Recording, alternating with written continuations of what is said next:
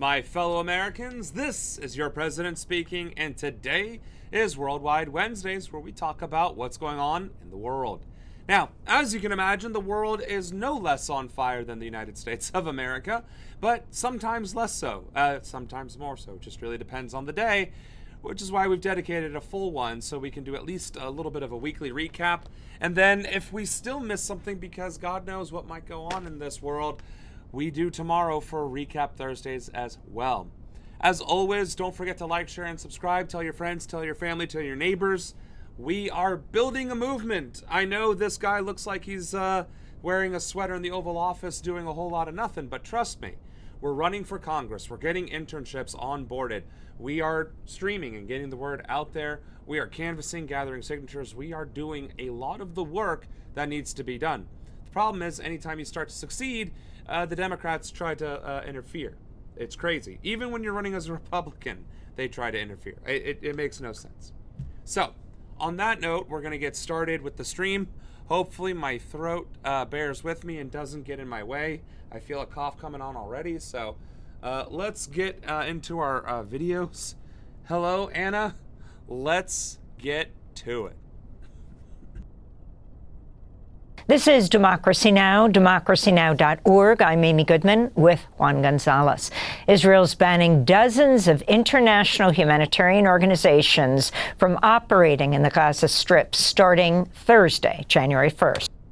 Now, just to put that into perspective, Israel is the only country that is banning humanitarian organizations from their country at all, or any part of their country. Because again, although the Gaza Strip does belong to Palestinians, it is being overseen by Israel, right? On account of the whole largest open-air prison in the world thing, right? But just, again, Israel, a country, a modern country, is the only country on planet Earth that is banning humanitarian organizations from entering into its territory, as well as having murdered 700 of journalist family members after massacring systemically the journalists that were keeping track of the genocide in the Gaza Strip in the first place. So, like, it cannot be stressed enough that Israel, the Zionist entity, the illegal occupying force, the colonizing force, the whatever you want to call it, are 100% historically, ethically, legally, and morally in the wrong. And every single one of their activities just proves how wrong they are, how bad they are, how malevolent and evil they are. They are banning Doctors Without Borders. They are murdering journalists and their families. There has been a ceasefire in effect for 2 months, and hundreds of Palestinians have still been killed, murdered by Israel.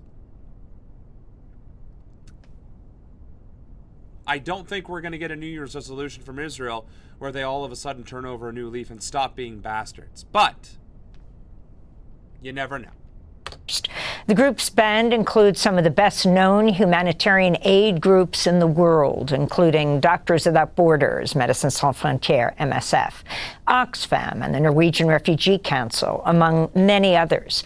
Israeli authorities say the groups did not meet new registration requirements that include sharing detailed information about Palestinian and international staff, funding, and operations.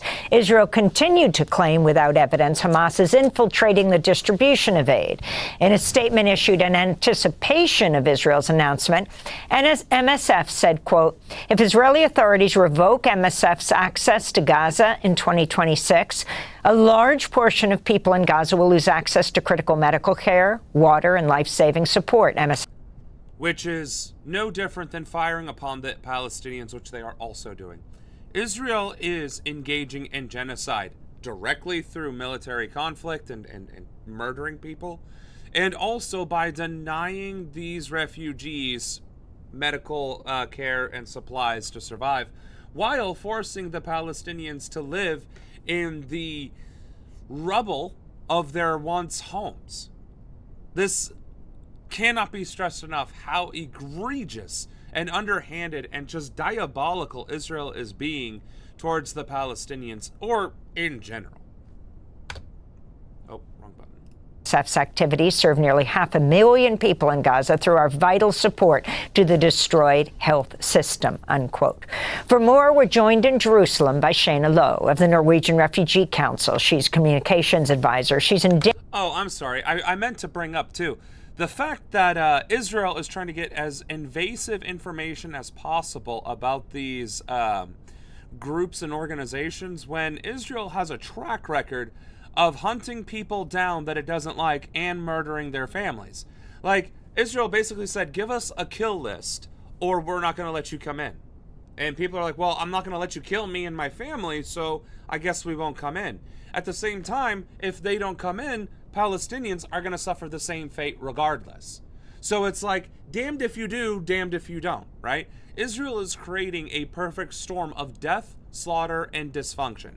And it's through their malevolent chaos, their malevolent activities.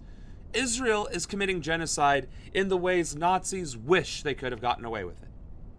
And America is aiding and abetting them, and Europe is turning a blind eye. There is no accountability for the most egregious acts of horror ever committed by a nation or a people. None. And what's crazy is we already have a historical record where the world did come together and say, no, we're not going to tolerate this. World War II. And yet now, in modern times, 80 years later, it's all good because it's Israel who claims that they are related to Judaism somehow. That's not true at all. They are Zionists.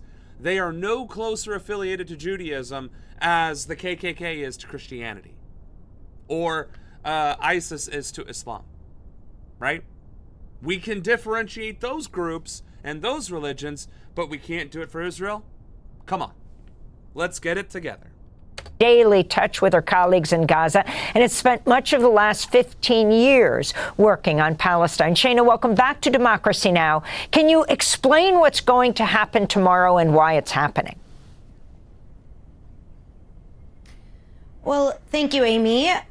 In terms of why it's happening, I think that's probably the easiest way to start, because we aren't really sure what the consequences will be starting tomorrow. In terms of why it's happening, this is part of Israel's continuous campaign that we've seen since October 7th to obstruct principled humanitarian actors from operating in the occupied Palestinian territory. We've faced obstruction after obstruction. Since March 2nd, dozens of NGOs like the Norwegian Refugee Council have been essentially barred from bringing in any aid into Gaza. We haven't been able to get in a single pallet directly by NRC since in 10 months, basically.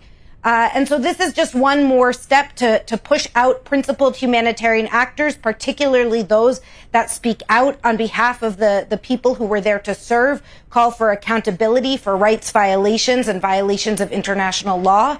And we know what happens when international principled, experienced humanitarian agencies are sidelined. We saw that this year with the GHF, where hundreds of people, thousands of people were shot, injured, and killed seeking food for their families. This is what's going to happen as Israel continues to try and block and obstruct our response. We know that at least starting tomorrow, we will no longer be able to bring in international aid workers into Gaza.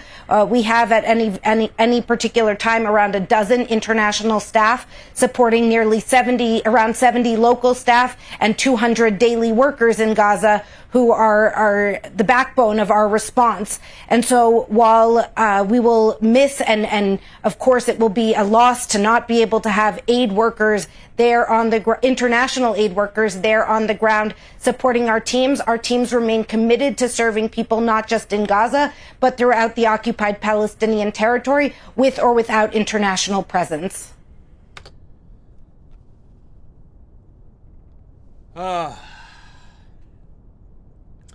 Banning Doctors Without Borders is absolutely wild, right? Because that is essentially like one of the very few international aid organizations that is actually genuinely, unequivocally good.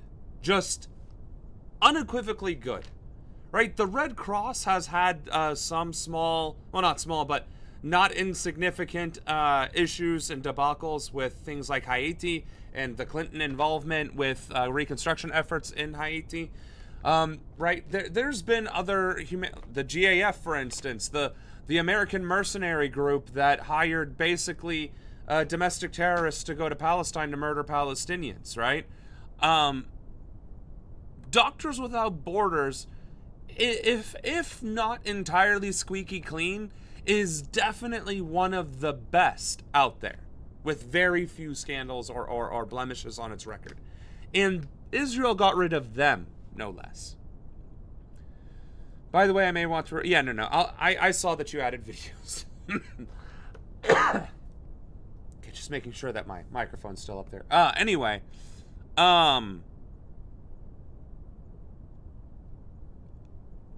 She's absolutely right. I mean, it's not like they don't already have teams on the ground anyway, right?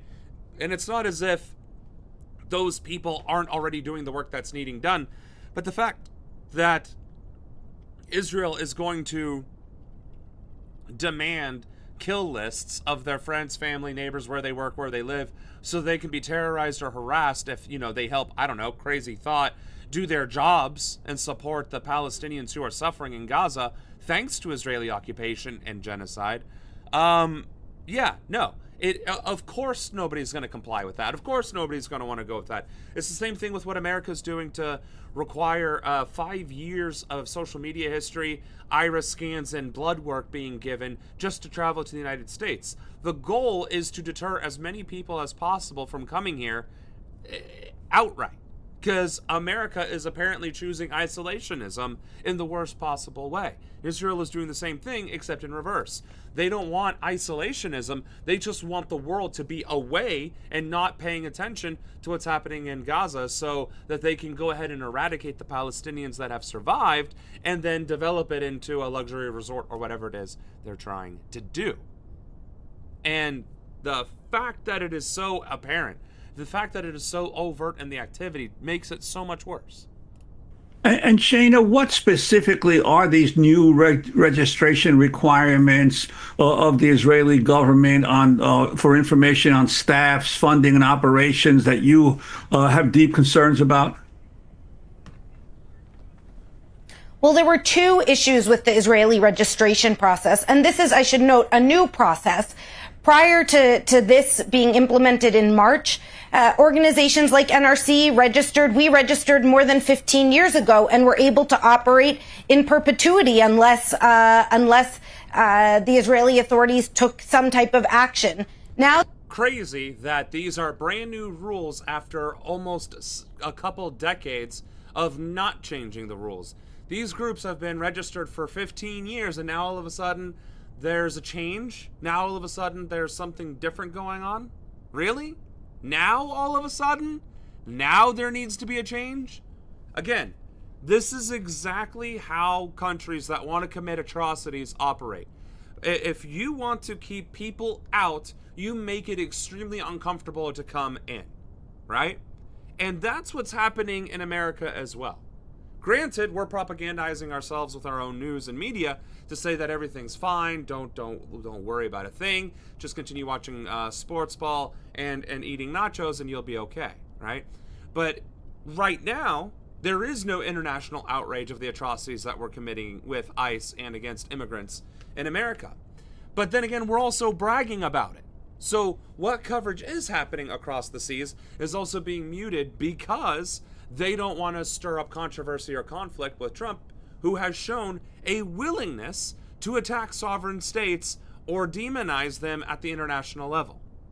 So we have two demagogues, two dictators, two fascist sociopaths engaging in Nazi Germany style behaviors, politics, and activities at the same time, and are aiding and abetting each other and pulling it off. If this doesn't trouble you, it should. Now they've implemented new rules that require agencies to reapply for registration every 3 years, putting us under their scrutiny. And there were two major issues with this process. The first was the request for staff lists of our Palestinian staff. Now, we're dealing with one of the parties to the conflict, and not just any party to the conflict, but one in which that has killed hundreds of aid workers in Gaza over the last 2 years. So for us, it's a security concern, and it's also a legal concern, because those of us that are domiciled in the European Union or receive funding from the EU or EU member states are subject to very strict data protection laws, and to disclose our staff's private information would violate those laws that we are contractually obligated to abide by. And there's the rub, right? Israel knows that those are the laws of other countries, because Israel probably has similar laws itself. Yet it's going to go out of its way to mandate it regardless. Otherwise, you can't come to Israel, or rather Palestine in this case. And again, it just goes to show, like, this is deliberate activities to justify and undermine the otherwise altruistic efforts that are going on, or the dissenting efforts that are going on to undermine Israel's illegal occupation and genocide, right? What better way to force these organizations out than making it impossible for them to actually go in the first place, right? Because Israel tried expelling him or tried denying him, and that just got international backlash. Well, fine. Now they can say, nope, they chose to go away. They chose to not comply with our new regulations. That's on them. We're just following our rules. And we're going to have to get into the direct here, because I don't think people realize just how insidious an authoritarian regime can be, right? When the law is used as a weapon, that's a pretty good indication that democracy is in decline or going out the window. And when the law is being used as a weapon to prevent humanitarian aid from entering, or from supporting or preventing the support of a given demographic, or specifically targeting a given demographic, that is a sign of authoritarianism. That is a sign of specific othering, a separation, a segregation, if you will. A segregation with intent, right? Because it starts with, okay, they are going to be under more scrutiny, whoever they are. In America's case, immigrants, we're starting there. And transgender groups, for whatever reason, those were the two big ones that were under the most scrutiny. So now the laws are being passed that they were under more scrutiny. And then it was, well, now we need to interact with you more and ensure that you're complying with whatever it is we're saying. And then it's passing laws to make it untenable to be transgender and to be an immigrant in the United States. Then it's making it illegal, not just untenable, but illegal. And then it is changing the line of what legality is to make it harder and harder and harder to exist as any of those descriptions.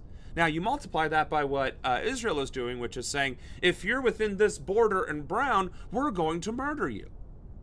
Now, I don't know how many pieces of history we need to go over. I don't know how many dystopian nightmare movies, novels, anime, videos, whatever the else we need to discuss to highlight that this is not okay. That this is the exact thing that the evil empire does. The same thing that the Nazis literally did.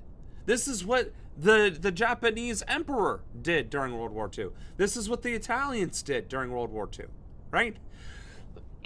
Whenever these countries begin segregating and ostracizing othered groups from their nationality, it only ever leads to atrocities.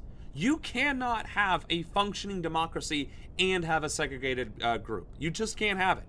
And the United States attempted to do this with slavery, and then attempted to do it with Jim Crow laws, and then ultimately it ended up getting the Civil Rights Act. Granted, it took a couple hundred years to get there, but we finally did it. And ever since then, conservatives have been losing their mind trying to get rid of it, until Trump came along and actually started succeeding. We have seen the erosion of civil rights. We have seen the erosion of immigrant rights, and we've seen the capitulation to Israel. Why are we in such dire straits when it comes to Israel? Why are we bowing to a country that we are propping up in the first place, right? These are the questions we need to be constantly asking ourselves and, of course, our elected officials. Why are you bowing to Israel when you're an American? When you're an American representative of American people and interests? Why are we bowing to Israel? Why are we giving Israel whatever it wants and asks for? And if the answer is, well, because they have blackmail on me or dirt on me, well, good, then you need to go to prison. Period, dot, end of story, right? But the problem is, our entire government, federal, several state governments, are vulnerable, have been, what's the word I'm trying to look for here? Have been, infiltrated is a good word, but it is not the word I'm looking for. We'll just go with infiltrated. Have been infiltrated by Israel, AIPAC, and God knows what else, right? So if we have become infiltrated by this entity and they're committing genocide and they are instructing us to do the same thing and allowing them to do it, then we have become a vulnerable nation state that has been infiltrated, if not seized, by Israel. And that is something that we cannot abide. It is one of many reasons why I'm running for Congress. It's one of many reasons why I left active duty to run for office in the first place. It's one of many reasons why we're doing this stream, right? And it's not enough to just talk about what the issues are and how bad things are. It's also necessary to talk about how to do something about it, right? Or at the very least that it needs to be discussed, right? I get that I'm not going to be able to galvanize you into organizing, protesting, and getting petitions signed, right? I get that. I understand. I am not Hassan. I am not AOC. I'm not Bernie Sanders. I get that. But in the process from then, when I am at that level, and now, we are going to be talking about the stepping stones, the processes. If you want to know more on how to do these things, it is literally linked on my About Me page here on Twitch. And I think I have links for it on the website. And if not, it is something on my to-do list to do. Unfortunately, not so much time as I would like because I didn't expect to not have financial freedom at this point in time in the year. I thought I would be able to do more. But anyway, I digress. Let me have a sip here.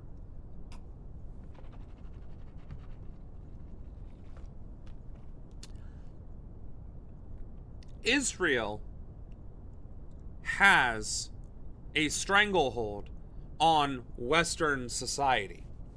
And whatever that stranglehold is, whatever it is, however it was formed, whatever it's being used to be justified as, is a clear and present danger to not just Western society, but the global population, as we can see, because Israel is attacking their neighbors in the Middle East and in Africa. They're forcing European countries and America and Canada and other countries besides to capitulate to their genocide that's going on in the Gaza Strip. And then it's also influencing popular backlash, right? People are disgusted with Israel's activities and are trying to hold their governments accountable, but are being charged with terrorism at the direction of Israel. Most notably, England is doing that. But America is not entirely that far behind. So, it cannot be stressed enough that Israel and America are hand in hand in engaging in the same type of fascistic activities. They are creating an isolationist environment. They're making it extremely untenable for foreign influence or visitation or otherwise access to their country or to their zones where they don't want to do. They're engaging in extremely illegal activity and don't want anybody to find out about it, or are just publicly denying, or justifying why it's okay. And when you put these things together, you're getting the Fourth Reich, but with a shit ton of nuclear weapons. Oh, and also the wealthiest nation on Earth, aiding and abetting not the wealthiest nation on Earth. So, AOC and Hassan don't want that. Well, that's the other problem, right? Hassan and AOC might have the influence, the public facial recognition, name recognition, and all that, but they don't actually want to affect change, or at least AOC clearly doesn't. I think Hassan does want to affect change, but I don't think he wants to be the one doing it, which is same thing, six of one, half dozen of another. which is truly unfortunate because, like, we don't have civil rights leaders like we did back in the day. We don't have a Martin Luther King Jr. Nina Turner is great. She's a great public speaker. Fiery, amazing woman. As soon as I get to a point where I could hire her, I absolutely will. I want her to be the face of something. She needs to be. But that's the problem. She isn't. Despite all of her influence and all of her success in the Bernie campaigns, once that ended, so did her relevance. And it's no fault of her own. She just didn't have the same weight and gravitas as Bernie Sanders did. And that's not her fault. But it's also not helping that she couldn't get into a different organization, or that other organizations didn't want to take her or work with her or something or another, right? It's a shame that we have Nina Turner, and it's a shame that we have other extremely notable, outspoken individuals that just aren't managing to gather the traction needed to build that kind of a movement, an effective movement, a real movement, not just a No Kings March. So, back to the video. Actually, no, let's move on to the next video. Let's speak to Aaron David Miller, a former State Department advisor and negotiator in the Republican and Democratic administrations. Thank you for joining us live now from Washington, D.C. So as we heard there from Alan, promoting democracy and human rights, maintaining strong alliances, and even using negotiation, these are the historic constants of U.S. diplomacy. But the question is, are we witnessing a dramatic shift in these constants in Trump's second term?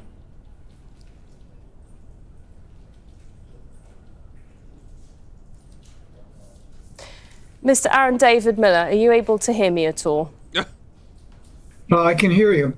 Okay, I had already asked you a question. I'm not sure you heard me, but I'll ask it again. Promoting democracy, human rights, maintaining strong alliances, negotiations. Now, these are all the historic constants of U.S. diplomacy. And my question to you was, are we witnessing a dramatic shift in these constants in Donald Trump's second term, do you think? Yeah. First of all, I'm not sure. This guy was listening to her speak like, oh yeah, I should respond in some way. That promoting human rights and democracy is a constant. I mean, it's certainly, I worked in every administration from Jimmy Carter to Bush 43. On that issue, U.S. adherence to international law, promotion of democracy, human rights has been extremely uneven. And I think that needs to be noted.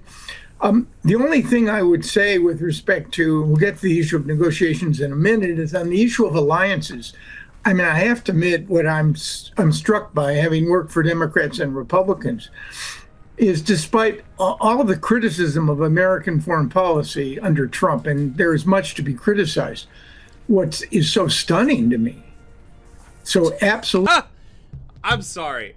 First of all, I apologize that we're not seeing the speaker here, but did you see the not kiss that just transpired between those two? Like, there's something going on there. And honestly, Melania's probably screaming every single day that she wakes up and Donald Trump didn't die in his sleep so that she can finally cash out and leave the public eye. That was fucking crazy to me. Anyway, Hassan made a recent tweet and it summed up who he is to me. He claimed there is no media for him to react to, and it's like, dude, these are people's lives. Yeah. Oh, and of course, Anna's still madly in love and smitten by him. That's the problem. If they're political and mildly based, Anna immediately gets the hots for him. So there's Hassan, the president of Spain. I don't know who a couple others are, but I know those two are typically her number one and number two. Anywho, I don't think they've gotten to the point yet in this discussion. Absolutely extraordinary is the degree to which the rest of the world, I mean, where do you want to start? Africa, Latin America, Middle East in particular, Europe, all of these leaders, or many of them, have been stumbling all over one another in order to get to Washington to meet him either because they're afraid of him or they want something from him. I find it just remarkable, given the fact that on so many other issues, he has overturned conventional and traditional ways of doing business. Someone said to me the other day, well, hasn't the U.S. lost influence? And I could only say, and again, I voted for Republicans and Democrats and worked for them. I'm no fan of Donald Trump and what he's doing to our democracy and the norms and institutions of effective governance in the United States. But I have to say, I'm just amazed that very few leaders, let's talk about the Middle East. Holy Christ, my guy, can you get to a point and make a statement? Like, holy shit. All right. The one, I thought he was going to get to a point, and I apologize. Granted, it's helping my throat stay. But anyway, the implication that European leaders, Western leaders, are falling over themselves to try and either throw themselves at Trump's mercy or get something out of him because he's easy to manipulate is in of itself extremely telling. Why they're afraid of him, that I don't understand.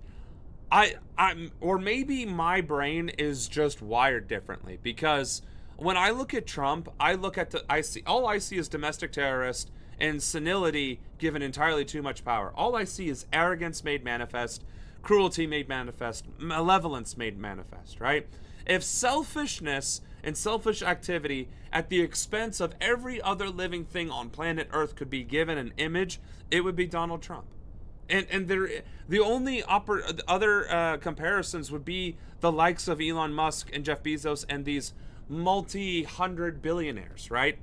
Those individuals care so little about the rest of humanity, of life, of the environment. They care only about acquiring more for themselves, right? But that doesn't intimidate me in the slightest.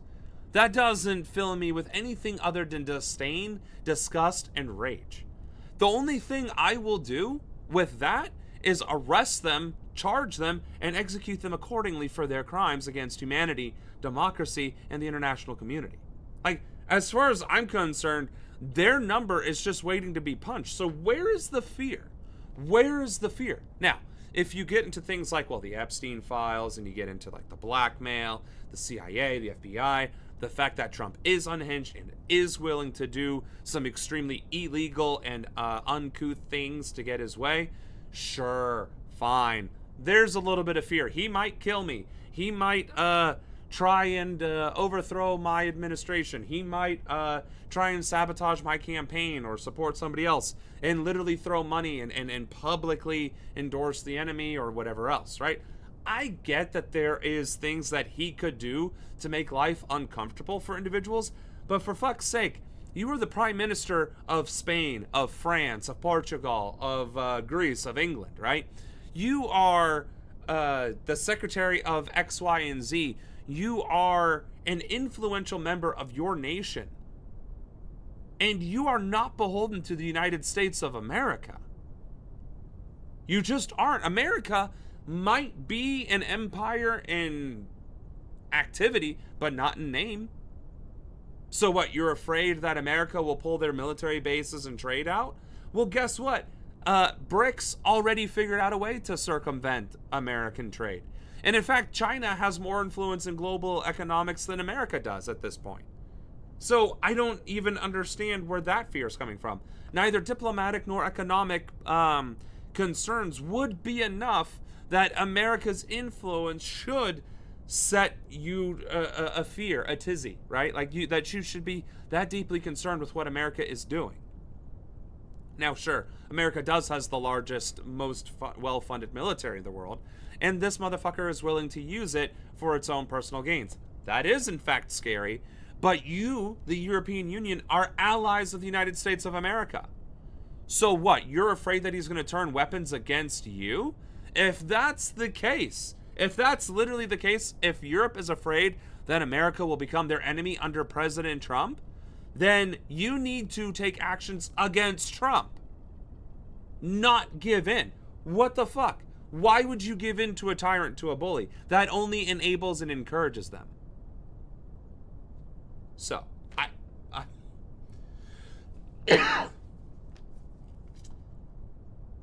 Okay.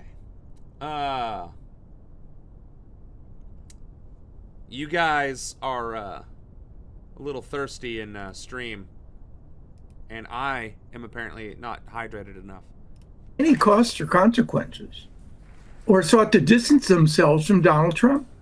I can't think of one Middle Eastern leader, from Benjamin Netanyahu to Mohammed bin Salman to Abdel Fattah Sisi.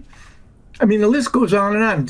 Erdogan is Turkish, Muslim, not Arab, but I find it remarkable. So I think that's something that needs to be put into the analytical machine and thought about, because it's hard for me to explain why, for example, no Middle Eastern leader watching what the Israelis have done in Gaza over the course of the last several years. Right, and either Israel's treaty partners or the Abraham Accord countries have sought to impose a single cost or consequence on Israel or the United States.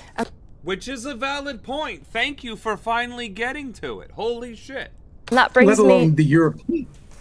Mr. Miller, and that brings me to my question. I mean, Donald Trump is proud of being the deal maker, adopting a peace through strength approach. As we're talking to you, we're seeing some of those pictures in Sharm el-Sheikh back in October, as you mentioned, Donald Trump and the leaders. But do you think Trump's peace deals in Gaza and Iran, for example, are they sustainable in the long run?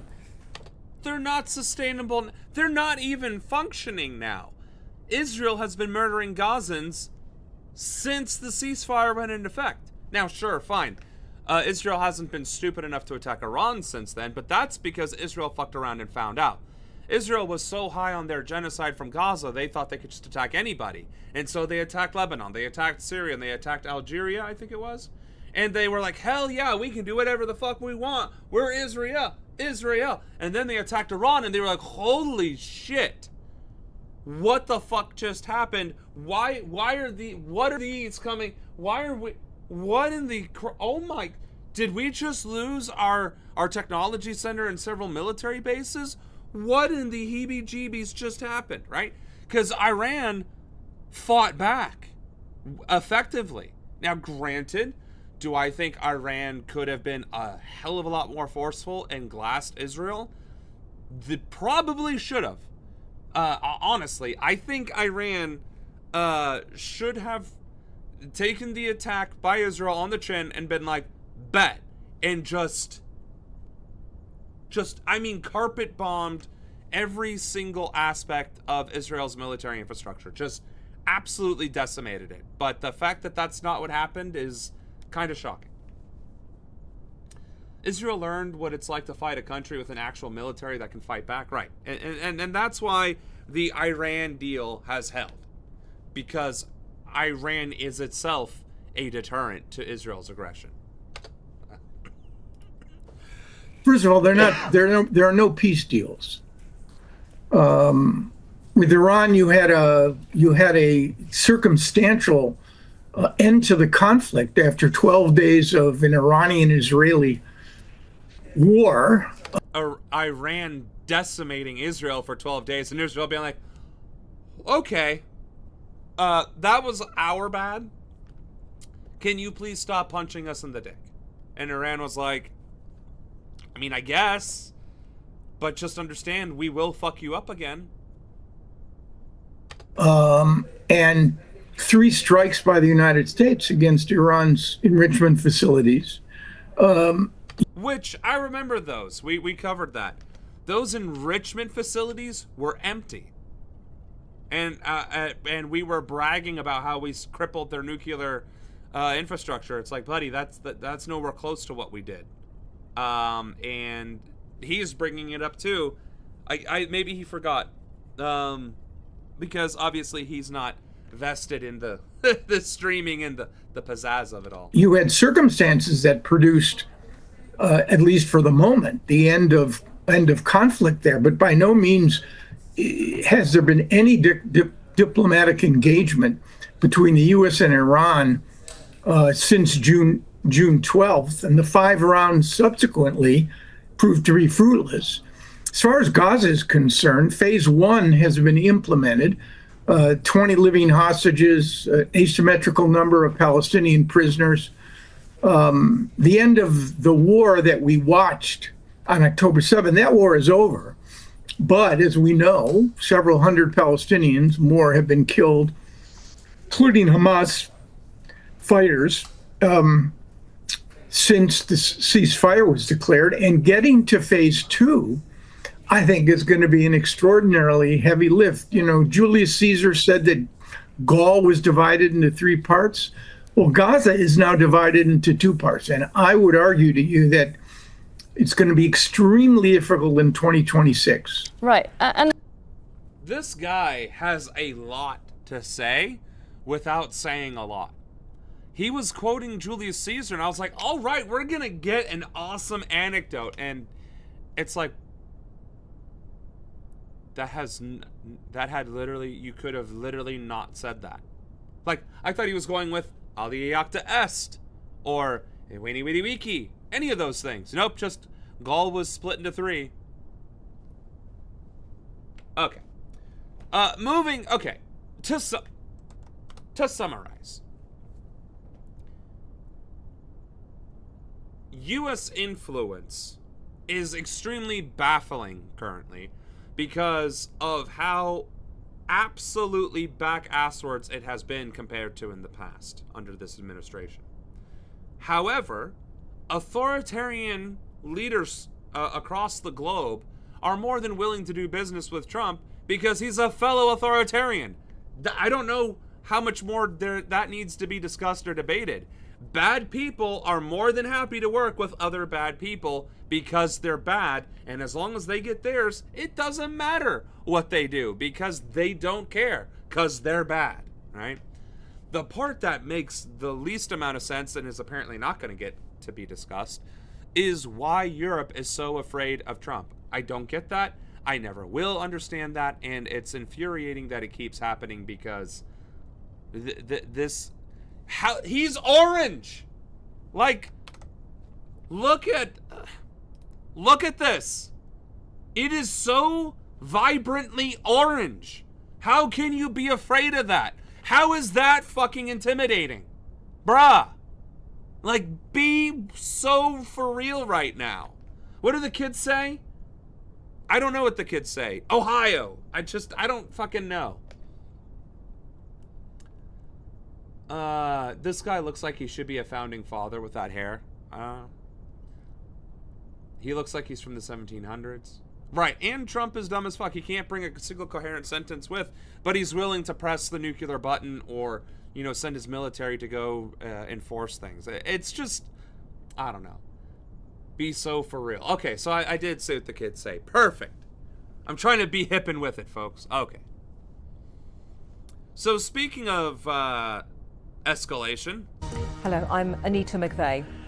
China has launched a number... Now, to be clear, usually we have good things to say about China, unless it has to do with implementing the Terminator program with their robotics. Then we have some deep, deep concerns about China. But for the most part, China's just doing what China has always done, which is expanding its influence through trade. But when China starts to flex its military muscles and trying to influence Taiwan, now we have a problem. Number of rockets on the second day of military exercises around Taiwan, prompting the self-governing island to cancel dozens of flights.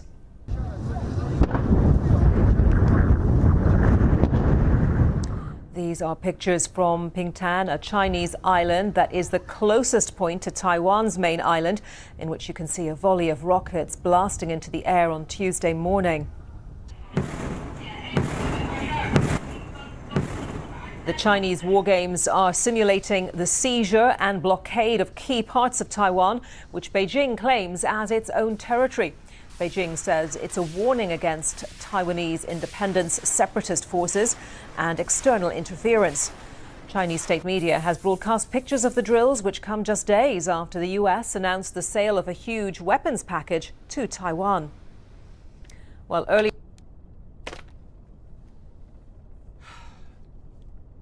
well, if America can do it, and if Russia can do it, why can't China get involved with it, right? And the fact that the drills were to specifically show Taiwan, like, we will fuck you up if you continue to play these games of asserting your sovereignty, is also a response to the fact that the U.S. sold weapons to Taiwan. Because, of course we did, and of course that's the response of China. So, we're engaging in conflict in our own neighborhood through the Caribbean Sea. We're engaging in conflict in the Middle East through Israel. We're engaging in conflict in Eastern Europe through the Ukraine. And now we're escalating tensions with China through Taiwan. 4 major theaters of conflict. 4. And our munition stockpile has apparently been all but depleted in the past 2 years because we gave Israel enough bombs to literally redraw the topography of Palestine. I don't understand. Again, military influence is not more effective than diplomacy. And if you're going to use military influence to affect policy change, then maybe stockpile munitions instead of throwing them away helter-skelter, willy-nilly. Like, that just, I don't understand the logic behind that.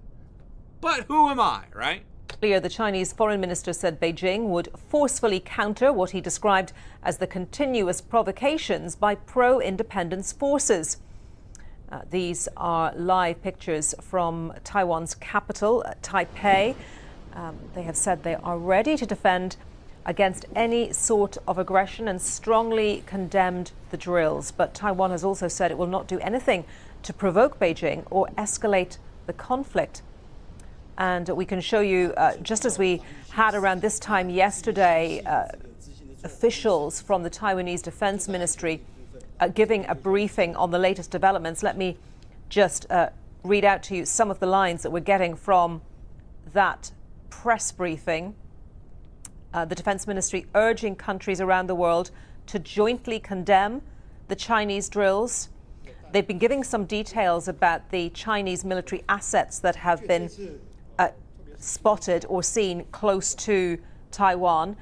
So 27 rockets fired, they say, in Taiwan's northern and southwestern waters on Tuesday. 71 Chinese planes and 13 military boats spotted near Taiwan. And they say among them are the 71 planes. Which is nuts because America has 1 aircraft carrier with 90 aircraft, in addition to escort vessels off the coast of Venezuela and Colombia right fucking now, doing the same shit, and in fact have struck Venezuelan soil. I just I kind of wonder too. I mean, this is a little out of pocket. I'm not gonna lie. This is a little out of pocket, what I'm about to say. Was the beginning of World War II, like all of the events that led up to it, was it an extremely slow burn like this is now? Because, like, were there people listening to the radio and reading the newspaper like, oh, damn, there's that Hitler acting up again. Up, there's that Mussolini acting the fool again. Up, there's that Emperor Hirohito, I think, acting the fool again, right? Like, what? Oh, there's that Stalin and Lenin acting the fool again. Like, were people just like reading the paper and like, dang, that sucks, man, things are getting worse, wow. And then finally Hitler invaded Austria, and then I was like, oh damn, there's that Hitler going crazy. But Austria's practically Germany. And then the next day it's like, oh damn, Hitler invaded Poland. Oh shit, what's going on now? Oh, we're at war. Because honestly, with all the conflicts that are happening right now all across the world and the escalation that's occurring and the fact that America is at least tangentially involved in most of them is pretty fucking concerning and stressful. Like, I'm not saying, hey, if we're going to go to war, let's just fucking do it and be done with it, rip the Band-Aid off. But like, bruh, This is like the scariest not conflict of conflict that I have been a part of. And I was active duty during the global war on terror. During the time I was stationed in Japan when North Korea was testing its long-range missiles off the coasts of South Korea. And all of the Pacific theater went to like DEFCON whatever nonsense. I was there. I was active duty, like, oh damn, I guess I finally get to serve my country for realsies now. And that finally de-escalated and nothing came of it. That was extremely less stressful than watching Trump threaten yet another country or instigate yet another country that has a strong and powerful modern military. There are 3 superpowers on Earth: America, China, and Russia. Those are the 3. Germany's still in the process of building the largest army Europe has ever seen. So we're on the verge of having 4, however long it takes Germany to get there, right? And Russia and China and the United States all have nuclear capabilities that could end all life on Earth several times over each. And America is in conflict with both of them right now, tangentially. And Russia and China are in a economic alliance. Like, this is not the triumvirate we want. This is establishing the Axis and allies, and America is on the wrong side of that history.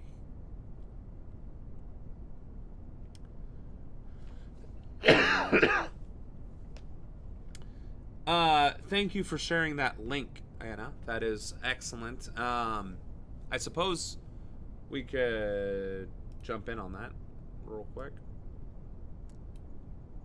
Go here.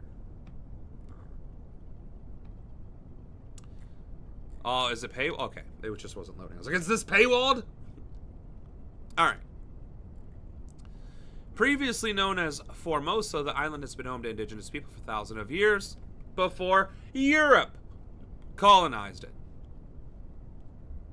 The Qing dynasty incorporated Taiwan as part of Fujian province in 1684 and only declared it a separate Chinese province in 1885. Following the Qing's defeat in a war with Japan, it became a Japanese colony in 1895, and then after World War II, it was handed over to the Republic of China at the end of World War II. In 1949, after being defeated by Mao Zedong's communist forces, the Republic of China fled and moved its capital to Taiwan, and the Republic of China remains the island's formal name.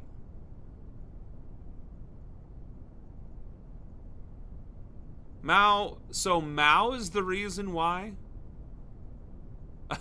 That's funny. Mao was the communist leader of China who liberated the Chinese from Western influence and then turned right around and I guess I was under the impression that this whole Taiwan conflict was more recent, but this goes all the way back to the 1600s. Like literally 1684. So in that sense, it would be like arguing Massachusetts is its own country and deserves its own sovereignty. Or, for that matter, the indigenous tribes that were indigenous to those lands wanting their land back, right? It would be similar to those kinds of arguments. And I'm not even against land back movements. I'm not. I think there are different ways to handle it. Obviously, giving back developed land and states and cities and all this other to indigenous tribes is going to be an extremely complex logistics problem that more than likely is going to be resolved through finances or like leasing kind of agreements, but neither here nor there.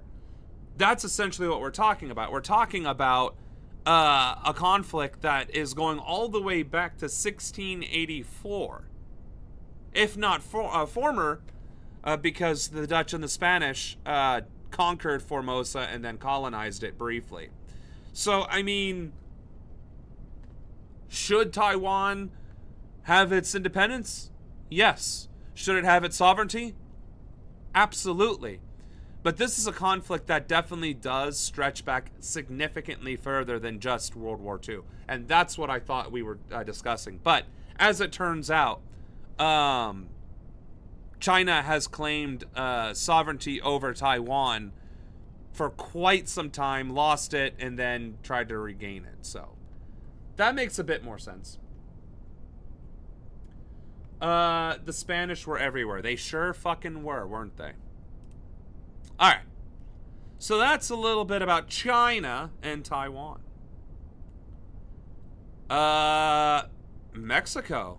Okay.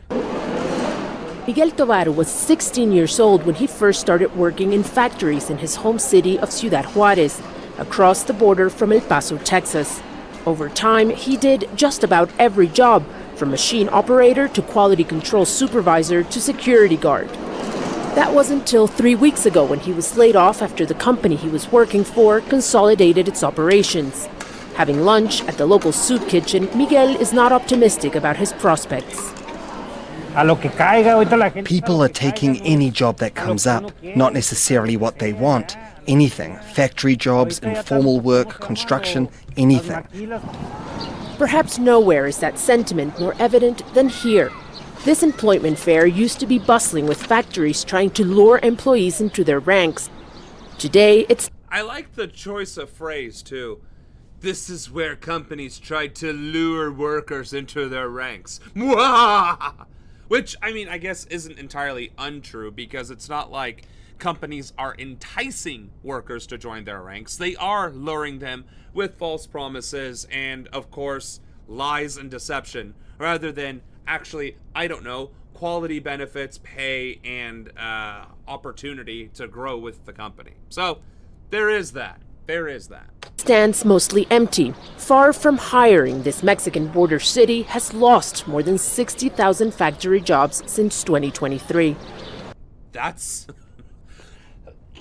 that is an insane amount of job loss from one city. She said this border city, right? She said that specific one, right? Today, it stands mostly empty. Far from hiring, this Mexican border city has lost more than 60,000 factory jobs. Like, imagine one city losing 60,000 jobs. 60,000 jobs. One city. And honestly, that's exactly what happened during the globalization era of the 1980s into the early thousands. Major cities that were known for manufacturing, whether it's automotive or some other thing, like Dayton, Ohio, like, well, I only really am familiar with Ohio, sorry. Cincinnati, Cleveland, and Columbus, a lot of their population dispersed after the globalization occurred. Now, sure, fine, cities like Columbus maintained their strength and found other ways to survive, but Cleveland and Cincinnati and Dayton are a shadow of their former glory. Dayton's population was like 330,000 at one point, and now it's struggling to maintain 160, 170, and it's because they lost that many jobs due to the globalization and the manufacturing going overseas. So this town, which she hasn't named yet, probably has a population of 300,000 and lost 60,000 jobs, and now its population is going to dramatically decline, causing even more issues for the city because it's a compounding effect. This is tragedy. Tragic, for sure.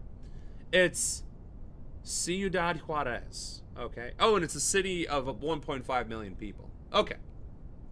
Still, if you consider that 1.5 million people, a third of them are workers, a third of them are children, and a third of them are the elderly, 60,000 is still is what? 4% of the population, but of the workforce, it would be something closer to 10% of the entire workforce getting laid off. Like, that's a ridiculous, that is an insane job loss. Since 2023. This industry was already in decline, but the straw that broke the camel's back was this ongoing talk about tariffs. The MAGA discourse has only made the situation worse. Investors and companies have started to think twice or even 3 times, not knowing what will happen. We don't know whether tariffs will be imposed or not, or whether there will be consumer demand or not.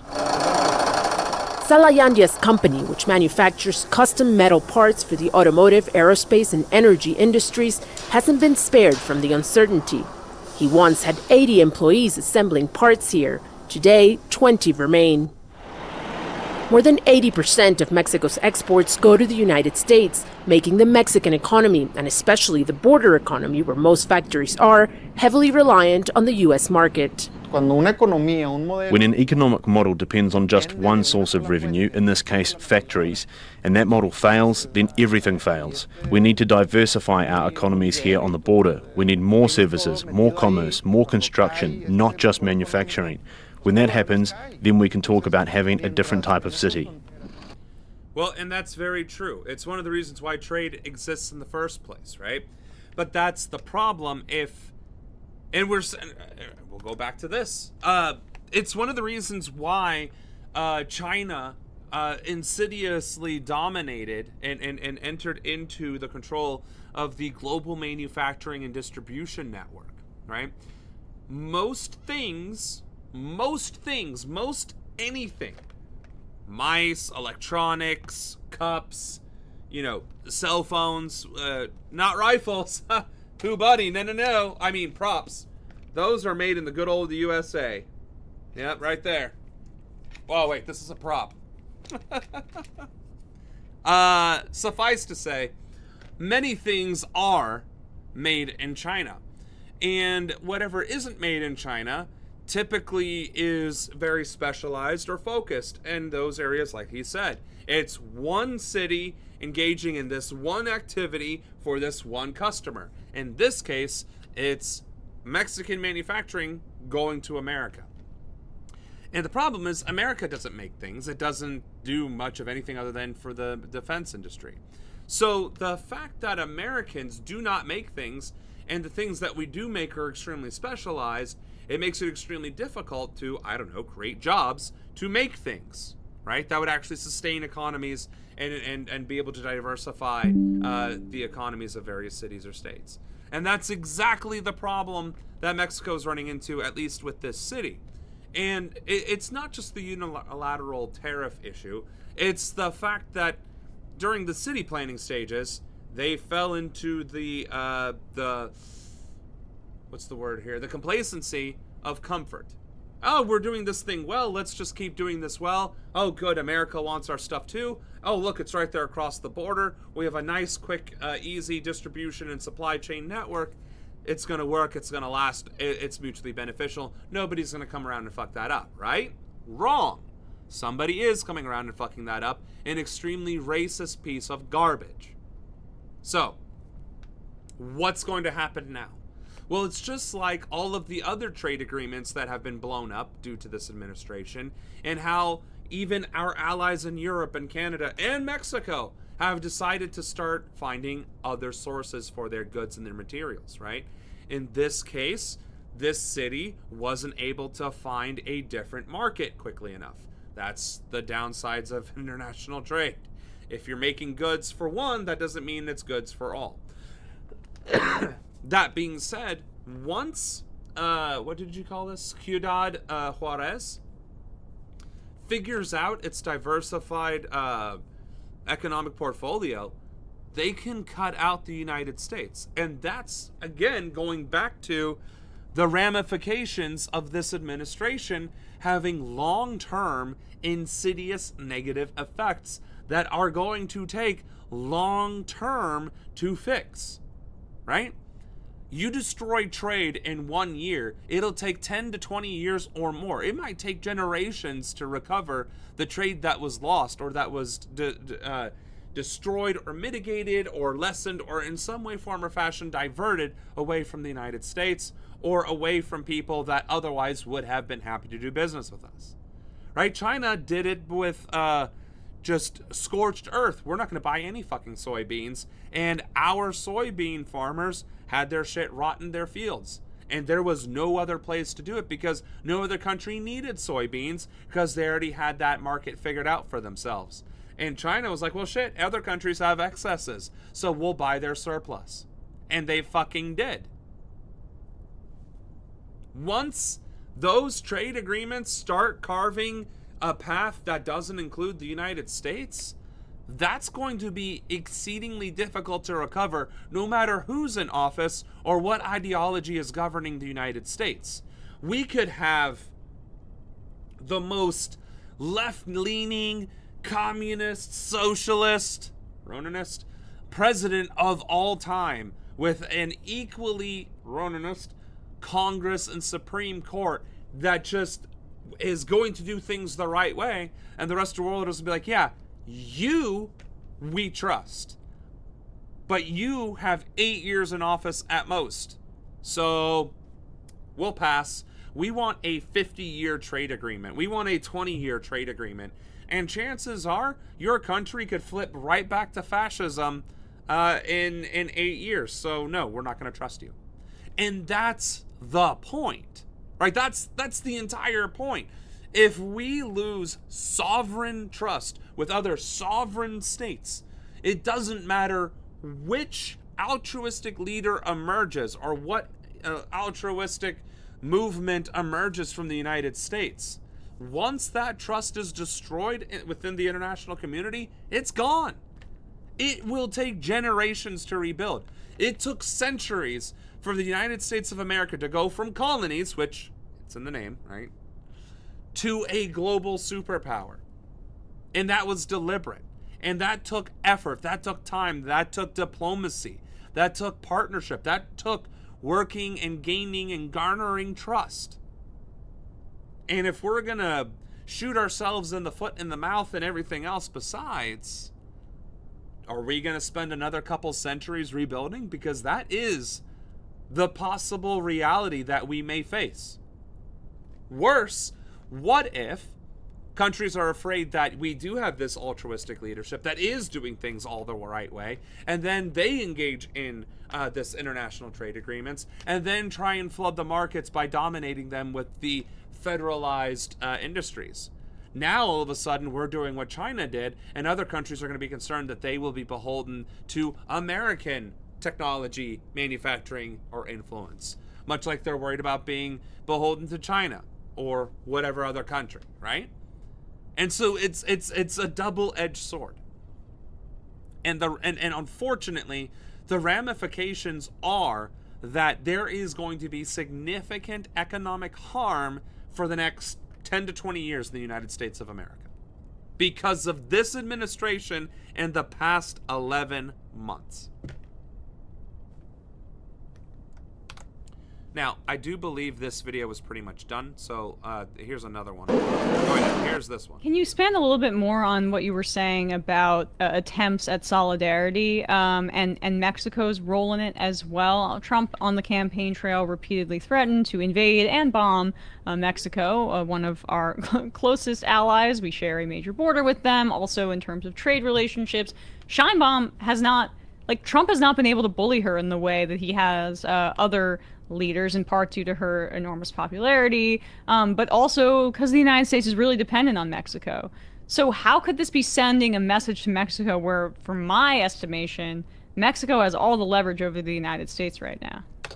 Which is another point, right? America does not make things anymore. And what we do make isn't necessarily for consumers, right? We have a shit ton of warehouses, and we have a shit ton of defense industry. Hell, even Ohio's getting another drone manufacturing plant here. Something that we clearly don't fucking need, but might generate 7,000 jobs. We're getting 2 data centers, one from Amazon and one from Google. Or no, I'm sorry, one from Intel and one from Google. And it's actually not that far from where I live. The point, though, is data centers are not a product that we can use here at home as consumers, right? It's a data center. It's a place to center the data.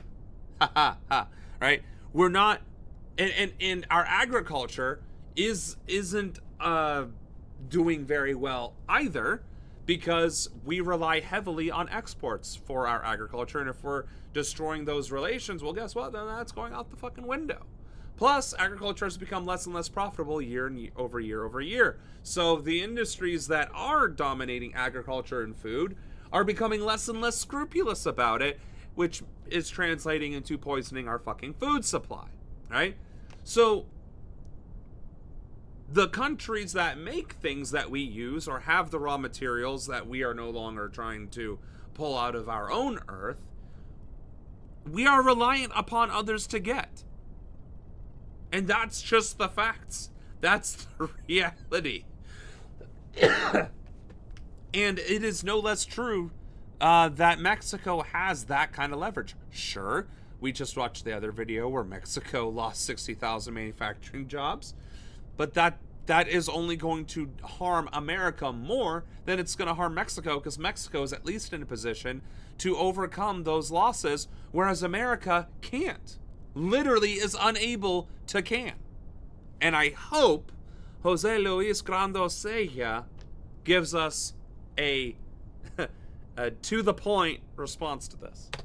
It's absolutely true. Mexico has a lot of leverage, and Sheinbaum has been really crafty in using that leverage to be able to negotiate with Trump, given how difficult it can be to negotiate with him. You know, he even reluctantly admits that he was a fan of her predecessor, López Obrador, and that, you know, she's cut from the same cloth, but even then, you know, lauding her with a lot of positive language. But it's precisely that. It's because of the relationship. The U.S. can't, in this moment, afford to have Mexico as its enemy, right? Trump's previous administration, made a lot of moves that made it so actually China stopped being the #1 trading partner of the United States and it became Mexico. A lot of that manufacturing came here. So today, the #1 trading partner of the United States is Mexico, and that does give Mexico a lot of leverage, right? But in the terms of why this is also a message for Mexico, of course, this first attack happened on the day that Marco Rubio was meant to have this visit here inside of Mexico with the president. And so a lot of analysts suspected that the timing was no coincidence. And of course, because there are hawks in the Trump government who are interested in, precisely as you said, to follow through on this Trump threat during his campaign to invade or to bomb, there are a number of actors inside of his government. Oh, okay. Okay. This was live streamed in September. I was like, did I miss something? Where Marco Rubio went to Mexico the past few days and threatened them with ground invasion? Okay. Thank fucking God. Also, we probably covered this, but I seem to not remember that being an incident. Because if... if Marco Rubio had threatened Mexico with invasion, like, holy shit. So, okay. Okay. Now I understand why Mexico is starting to do more business with China and other BRICS countries. Right. Because, again, America is pushing them out, and Mexico is going to find its way to survive and engage in trade with other countries that want to actually do business. If Mexico ends up joining BRICS, that is the first step of completely isolating the United States from global trade. and it's our own fucking fault, thanks to this administration. So Marco Rubio did go to Mexico and threaten them. Awesome. And we did cover it. Great. I guess that must have not had as big of an impression on me, given that, you know, the bombing of Venezuelan boats, the ongoing Israeli genocide and other things. I probably lauded Claudia for putting Marquito in his place and then focused on horrible things that are apparently not being addressed. So there we go. My bad. Sorry, guys. I promise I do have a fully functioning brain and I'm not going senile at 36. It's just there's a lot of shit going on and a lot rattling around up here. So, see? I was right. At least I know how I would have reacted, even if I don't necessarily remember the words I use. So, bam. I'm still here. All right. Carrying on. Government who are convinced that that's the solution, in the same way that there are people who are convinced that the solution is to bomb boats in the Caribbean, that this is the only way to deal with the narco trafficking issue. Of course, that's a red line for the Mexican government. Well, there isn't a narco trafficking issue. Especially not in the Caribbean. And if there is one, it's from Mexico, which Claudia is addressing as we speak. Sure. It's not an overnight thing that can be resolved with the snap of your fingers, but it is something that she is putting resources into resolving. So it's like, what do you want her to do? Declare narcos, terrorists in her country and invade her own country. I mean, sure, that's one way to go about doing it, but then they start going underground, fleeing, and then continuing their operations elsewhere or in even harder to reach places. So violence is not necessarily the answer, but improving quality of life and standard of living is, because if people aren't desperate enough in their economic situation to work for the cartel, then the cartel runs out of workers. It's crazy how that shit works. Violation of the Mexican sovereignty would basically spell the end of the U.S. relationship with Mexico. I mean, it is a line that cannot be crossed, and if it is crossed, I mean, you can say goodbye to all cooperation on the border, on migration, around trade, right? It would be devastating, and that, of course, would have an impact, right?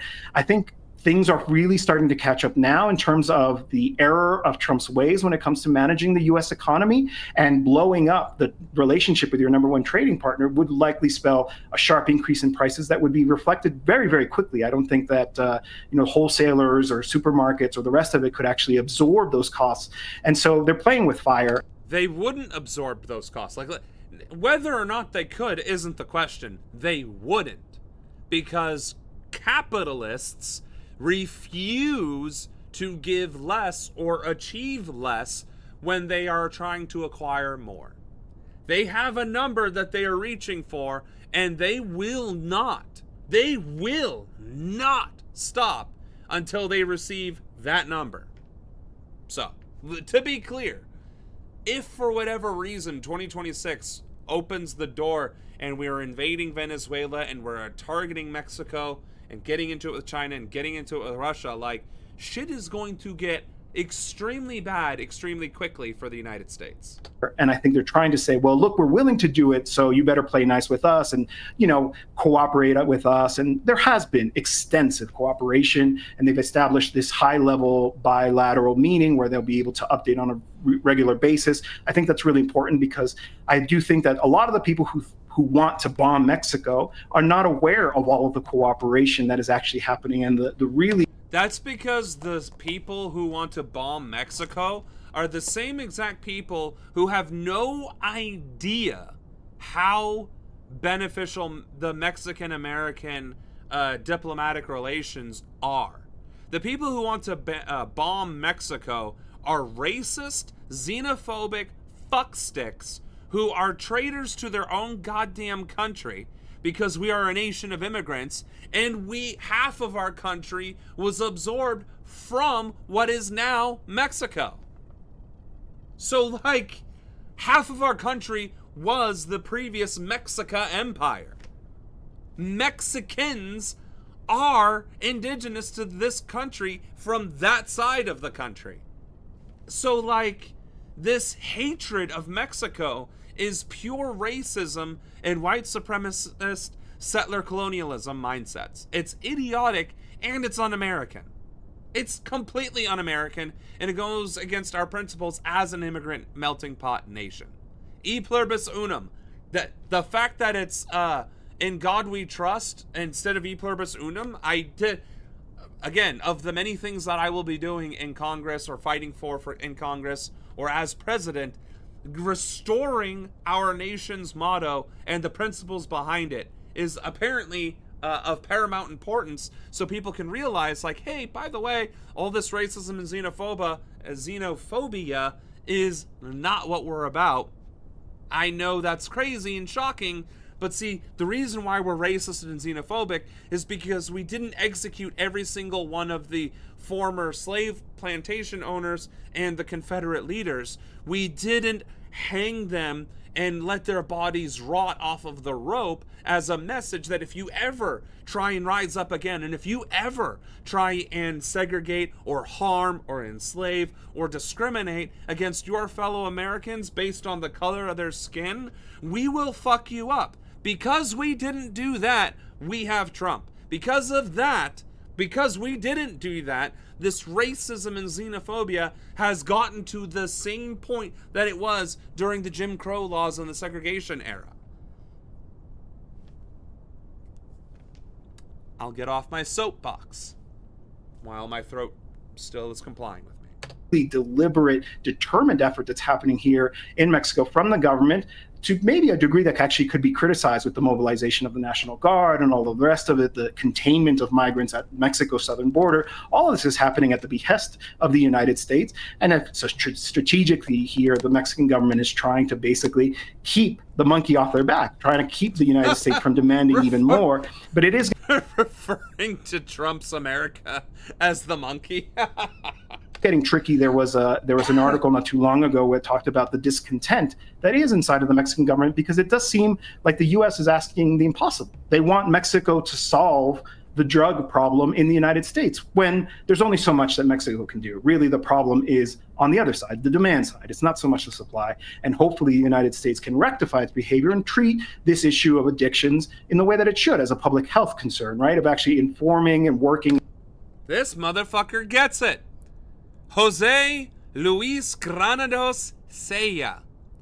This guy fucking gets it. In rebuilding social cohesion, which I think plays a large role in the sort of, turn and the addiction crisis that does exist in the United States, right? There's nothing Mexico can do about that. What the United States is asking is the impossible. And I think really it's important for them to realize that Mexico actually is doing a lot, but there are lines that cannot be crossed, which is, of course, if they decide to send troops or drones or bombing, all of that would be a disaster for the U.S.-Mexico relationship.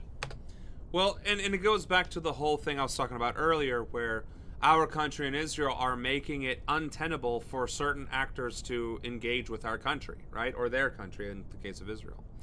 And so America was trying to do the same tactic with Mexico. You will comply or these things will happen. And Mexico said, bet, motherfucker, go right ahead. You're not going to get your coffee. You're not going to get your avocado. You're not going to get whatever the hell else manufactured items and goods that Mexico trades with the United States, because apparently we're so fucking stupid to tank all of our trade agreements that we're going to put all our eggs in one fucking basket and then put a gun in their face and threaten them.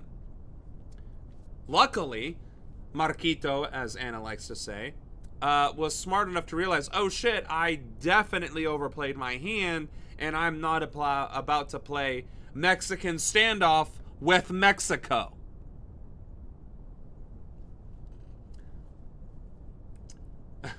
Fun fact, if I was a boy, my parents would have named me Jose Luis. I guess that's a very popular Latin name. Interesting. Either which way. Hour and a half in, we have a fair amount of videos, so let's get into some other discussion as well. These young recruits grew up in a country that had abandoned national service. Soon, many of those born in 2008 may have to embrace it. In a few weeks, a generation of young Germans will receive a letter asking if they're prepared to serve in the military. Females do not have to respond. Males must. Those who agree will enter the armed forces in 2027. Marty Dorman is an 18-year-old student who coaches at his local football club in his spare time. While he won't be getting an official letter, he says he wouldn't serve anyway. Momentan fühle ich mich nicht. So, I'm a little surprised because I take that back. I do take that back. Now that I was about to say that, I do remember. It's called Wehrpflicht. And Wehrpflicht was mandatory until around like the 20-teens at some point.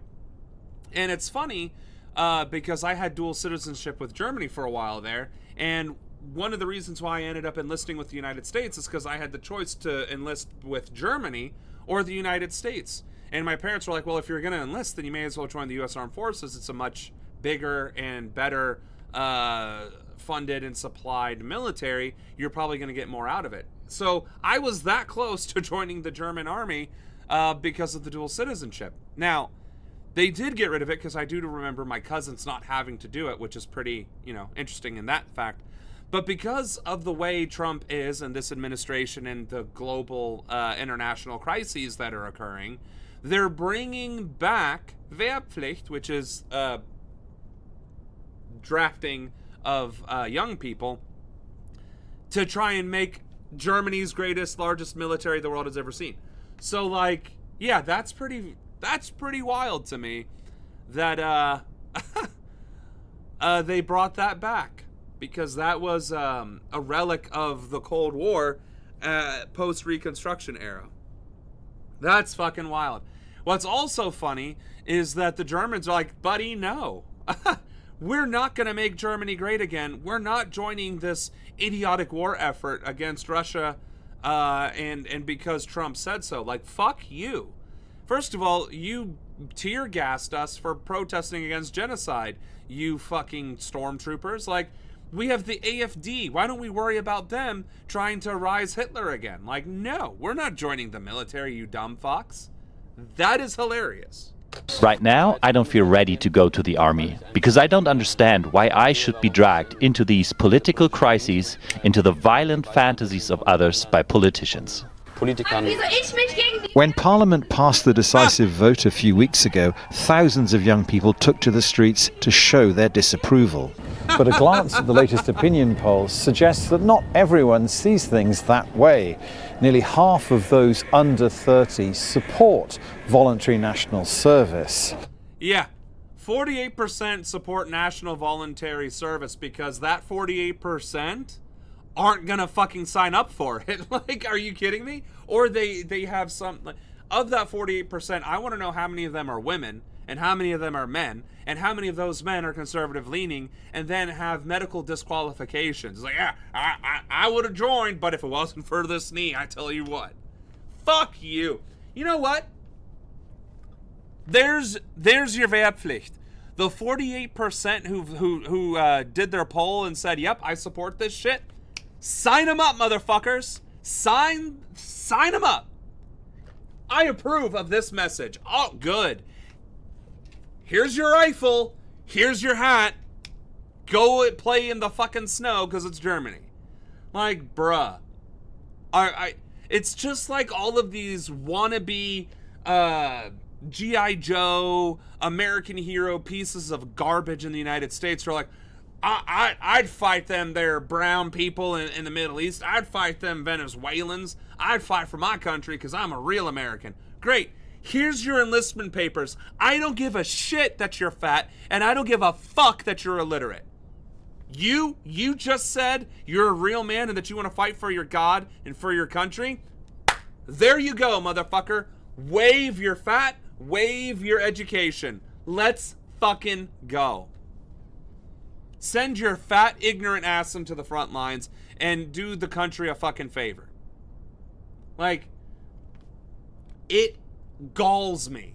It infuriates me because I did serve. I did volunteer. I made that choice. And I made that choice because I do believe in service to my country, which is why I'm running for office. Because I still believe in service, and I still believe in this country, and I still believe if it can't be salvaged the way that it is, it can be rebuilt. It absolutely can be rebuilt. That is what service means to me. And apparently, that was never going to happen fighting on the front lines of some war for billionaires to get oil and poppy seeds over in America, right? So, politics for me is that service now. But at the time, I thought it was the military. And I don't regret that. It is what it is. But all of these motherfuckers like, yeah, I think we should fight in these wars. They're fucking 80 years old, 70 years old, and would never be drafted in the first place. Or that they have gout, or they're fucking diabetic, or some other nonsense. Well, these are under 30s. So you know what? Every single motherfucker on that poll that's under 30 is, by the age, by that criteria, eligible. German military better have a waiver system in place. Male, female, fat, stupid, whatever, diabetes, and send their asses to boot camp until they fucking keel over and die from their stupidity. Like, I have no remorse. I have no sympathy. I have no empathy. I have nothing but disgust and disdain for anyone in any country volunteering others to fight in a conflict that they themselves would not. Fuck you. Vehemently, viscerally, personally, from the very depths of my soul, with the very fiber of my being, I want you to understand I hate you. And I think you are a disgrace to yourself and your country. And I think the world would be a better place if you enlisted, and got sent to the front lines and sacrificed yourself for your stupid, idiotic cause. And the same goes for all of the politicians that vote for war, and they themselves will never, ever see a minute of combat.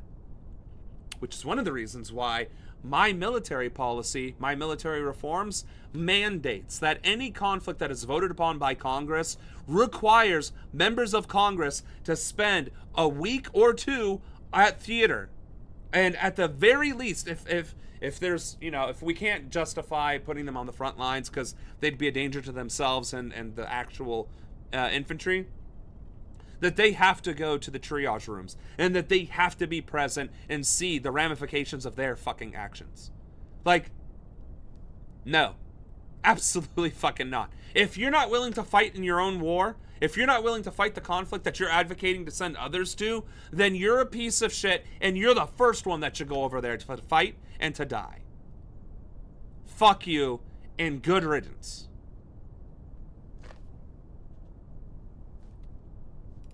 Among the over 30s, that number rises to 54%. But I did, in fact, choke on my water. And it's funny because I went on that rant, and that was just because of the statistic of the under 30s. Not that I was wrong, because I knew it was going to be higher for the over 30s. They're not at risk of being drafted, so of course they'll send the young people there. Again, every single one of those over 30s, age waiver, height waiver, weight waiver, intellectual waiver, I don't give a fuck. I don't give a single flying fuck. You racist motherfuckers want to go there and fight against brown people? Okay. Sign up. There you go. Here's your rifle. Here's your fucking helmet. Get to it, motherfucker. I hope you fucking die. I really fucking do. I really do. Because people who join the military to actually serve their country aren't interested in necessarily fighting. They aren't necessarily interested in the glory of combat and war. Granted, I was interested in the glory of combat and war. But it was for the premise of, if I fight them and kill them, they cannot hurt me or my country or my family and friends and community at home, right? To me, it's either them or me, right? That was my mindset. Not, well, I'm racist and xenophobic and I think they deserve to be erased off of the face of the earth. It was, no, it's either me or them, and I choose me and mine, right? That's why most people serve, is if push comes to shove, I'm willing to do whatever it takes to protect those that I care about. And it's a selfish reason. You know, it's considered patriotic, but it is fundamentally a selfish reason. But then you have these armchair warriors, the chicken hawks, right? Oh, well, I would have punched a drill sergeant. God damn, I wish you fucking would. I wish you fucking would. Please, I wish you fucking would. God almighty. Because it wouldn't be the drill sergeant that you'd have to be worried about. It would be the other trainees beating the shit out of you. And that's even if you join the Air Force or the Coast Guard. Because if you join the Marine Corps and you attacked a drill instructor, I mean, granted, the Marine Corps, they might fuck you up regardless, but every single one of those Marine trainees would have your number. And the same is true for the Army, and I think it's fairly true for the Navy, but you're just as likely of getting fucked as fucked up. But I didn't say that, right? So, anywho, these motherfuckers better put their money where their mouth is. That's all I'm saying. But it's a different picture if the national service is mandatory. Nearly 2/3 of those under 30 are... Imagine that. Whoa, wait a minute. It's voluntary, meaning you can volunteer that guy to go? Sure, let's do it. But if it's mandatory, whoa, that means I'm going to have to do something. Fuck you. Fuck you, and fuck all of you. You fucking cowards. The 17% of you that jumped the ship? Go fuck yourselves. You fucking cowards. Oppose it. While amongst those over 30, nearly 2/3 are in favor of it. Yeah, I bet you fucking are, you old fat fuckers. God almighty. I don't think I've... Normally I'm this incensed because we just did something about Israel or we just did something about ICE. God damn. Now we found a new trigger for me, folks. Let's talk about conscription and getting a public polling opinion of conscription. That'll rustle my jimmies, let me tell you. Perhaps because many of them had to do it themselves. During the Cold War, a form of service to the German state was compulsory on both sides of the old Iron Curtain.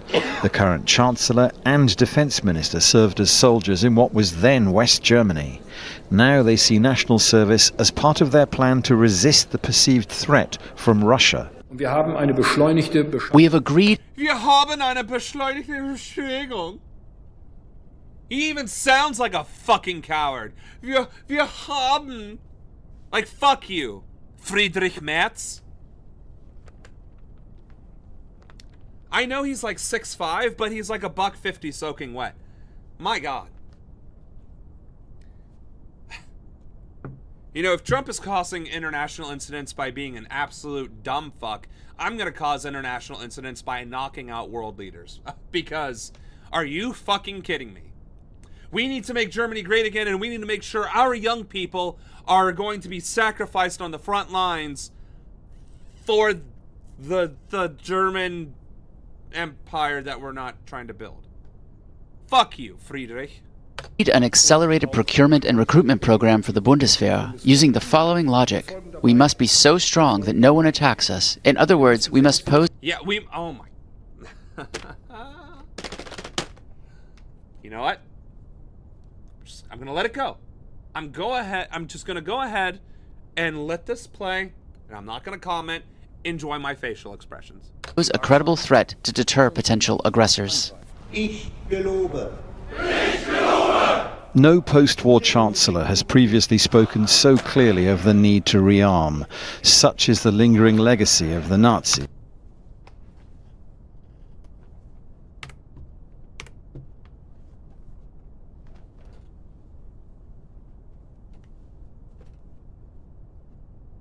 I get that it's not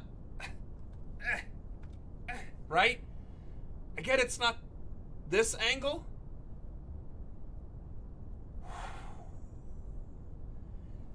Deutschland!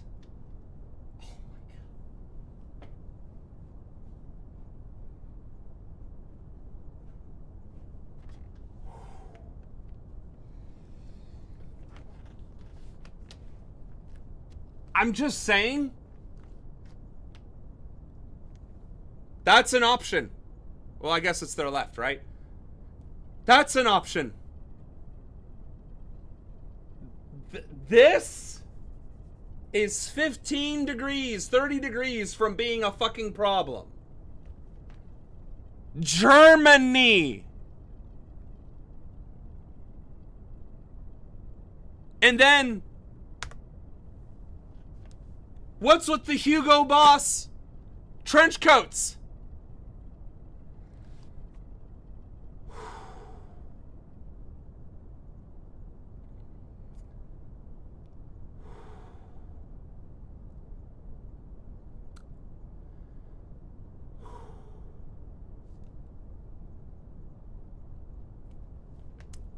And so clearly of the need to rearm.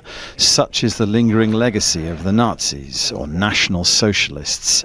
Now it is national service that is uppermost in ministers' minds.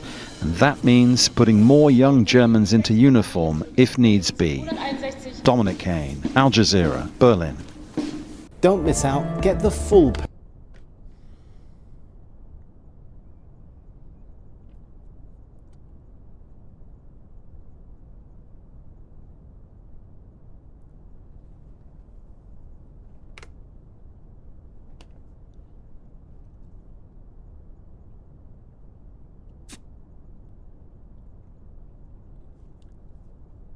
I have not... Oh my God. Do you see this fucking mustache?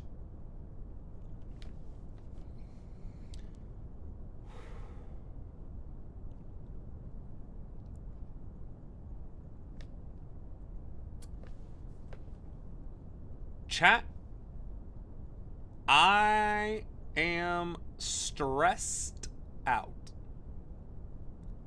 I am a little perturbed. I am a little bamboozled. Shooketh even. Shaken and stirred.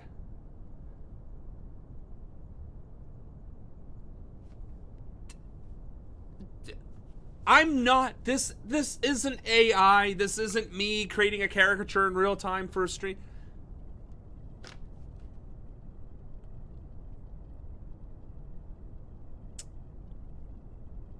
The only thing this is missing is armbands and epaulets on the collar. Like, these are not... And the fact that the rhetoric of Friedrich Merz is we need to make Germany strong so that we will never be attacked by enemies. They must be intimidated by our might and our glory, the glorious German Empire, and we shall rise again. Like,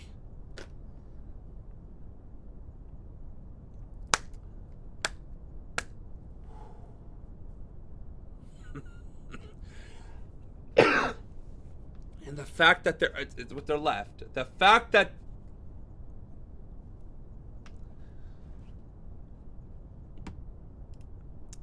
I'm about to light this bitch up.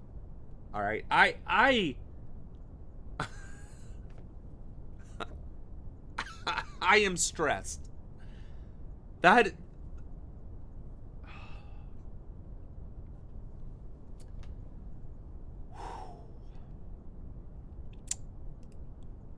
This footage shows a Saudi Arabian airstrike destroying a convoy of Emirati military vehicles at a port in southern Yemen. Riyadh says two.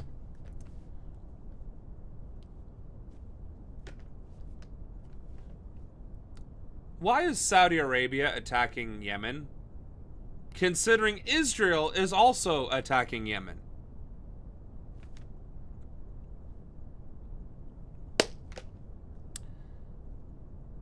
And they did it after the UAE chooses to withdraw anyway? Like, I don't...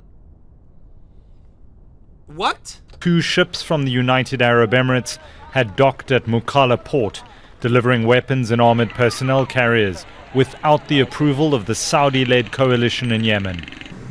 Riyadh says they were destined to support the Southern Transitional Council, or STC. It's a separatist group established in 2017 with military and financial backing from the UAE. It wants to restore autonomy in South Yemen that existed as a separate country for more than 2 decades until 1990, when it unified with the north. Abu Dhabi denies this, saying the vehicles were for its specialized personnel in Yemen, assisting in what it calls counter-terrorism efforts.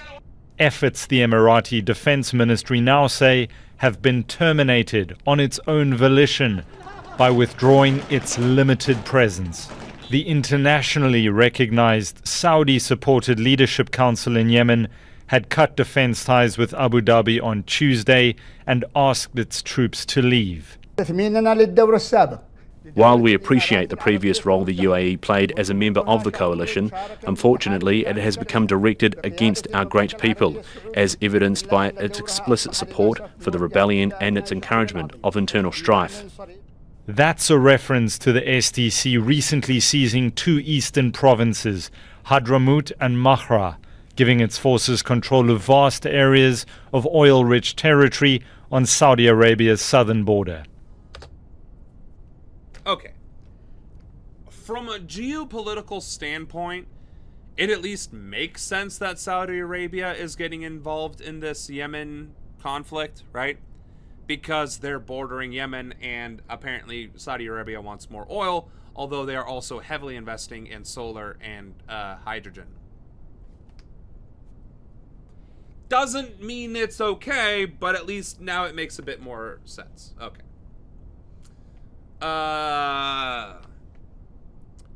We are barely through a third of the deal here. So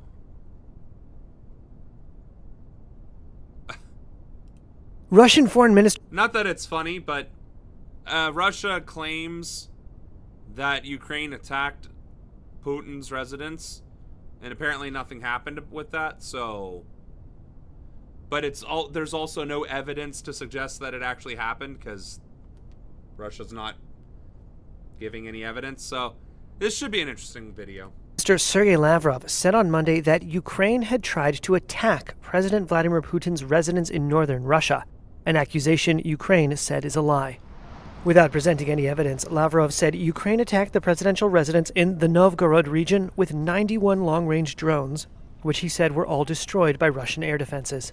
Lavrov said, So, Ukraine's denying it. Russia's not providing any evidence, but taking credit for destroying 91 drones? Like, we are winning this war. We are destroying Ukrainian-backed imperialist drones who tried attacking their leader. Da. Eat shit, Ukraine.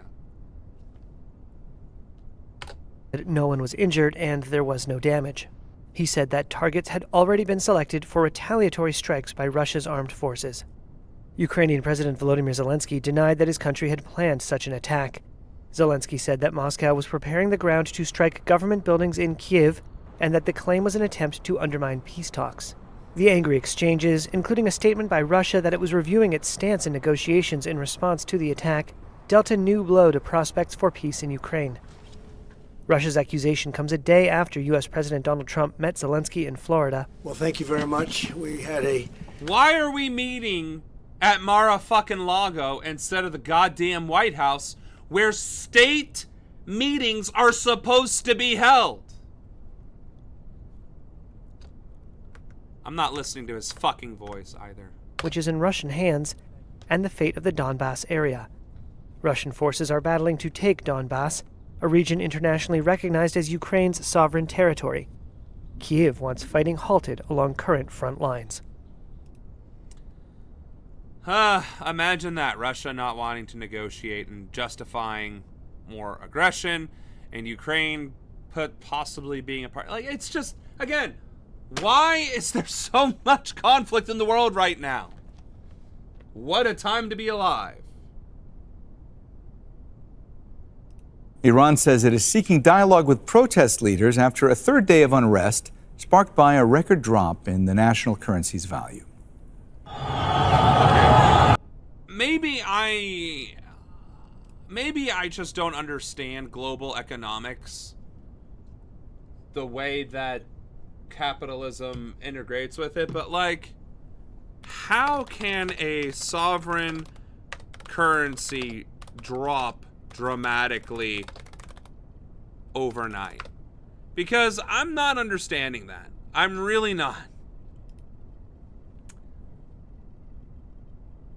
Seriously, Elden Ring? What in the flying fuck? Sovereign nations currency?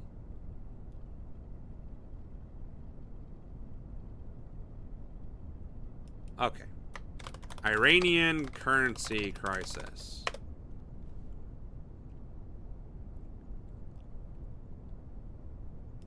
But how did it collapse? Like, shut up. Stop playing. What the fuck? So, okay. Plunged. Jesus. 1.42 million to the dollar. Holy crap, that's insane.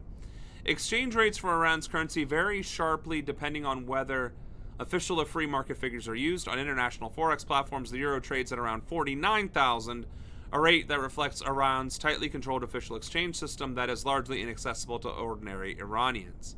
In contrast, the free market rate, commonly cited by traders in international media, is far weaker, with the euro trading at well over 1 million, highlighting the gap between state set and real value. So, why is this happening? That's what I was looking for.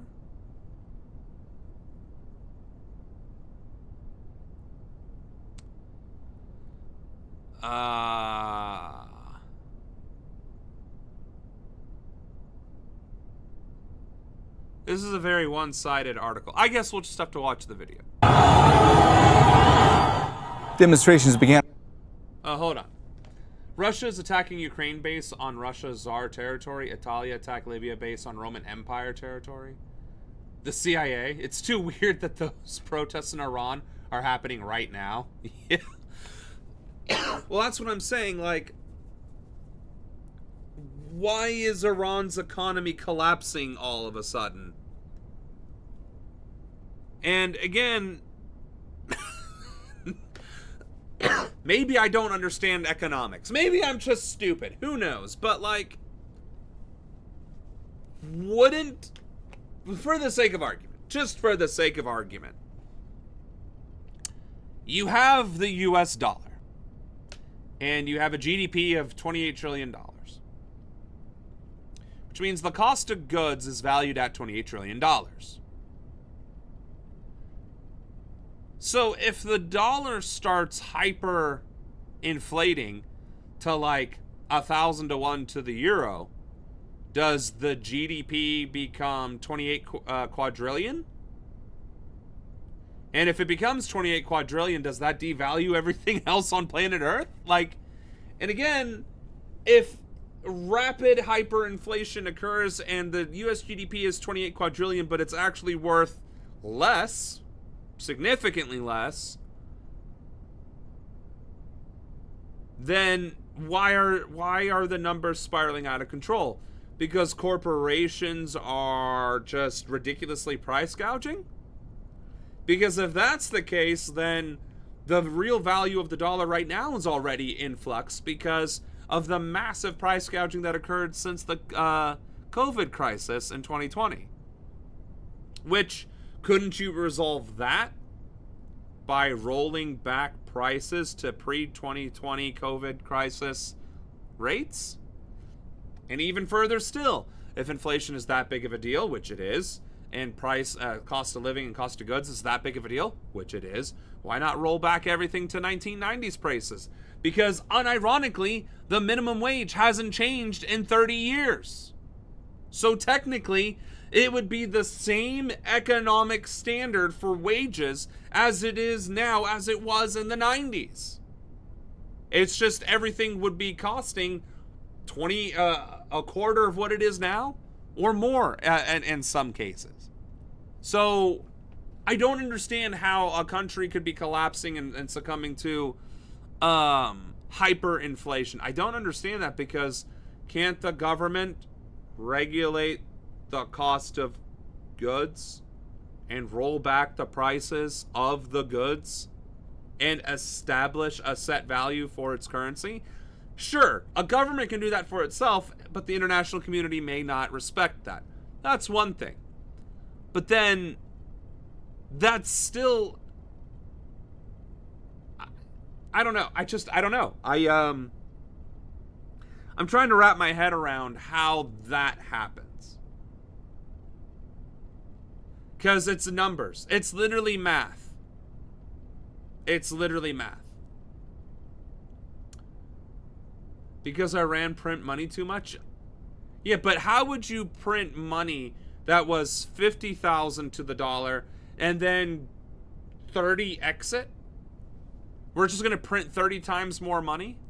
Like, that's again not how that works, right? So I don't know, is Iran's currency a fiat currency? It would have to be, right?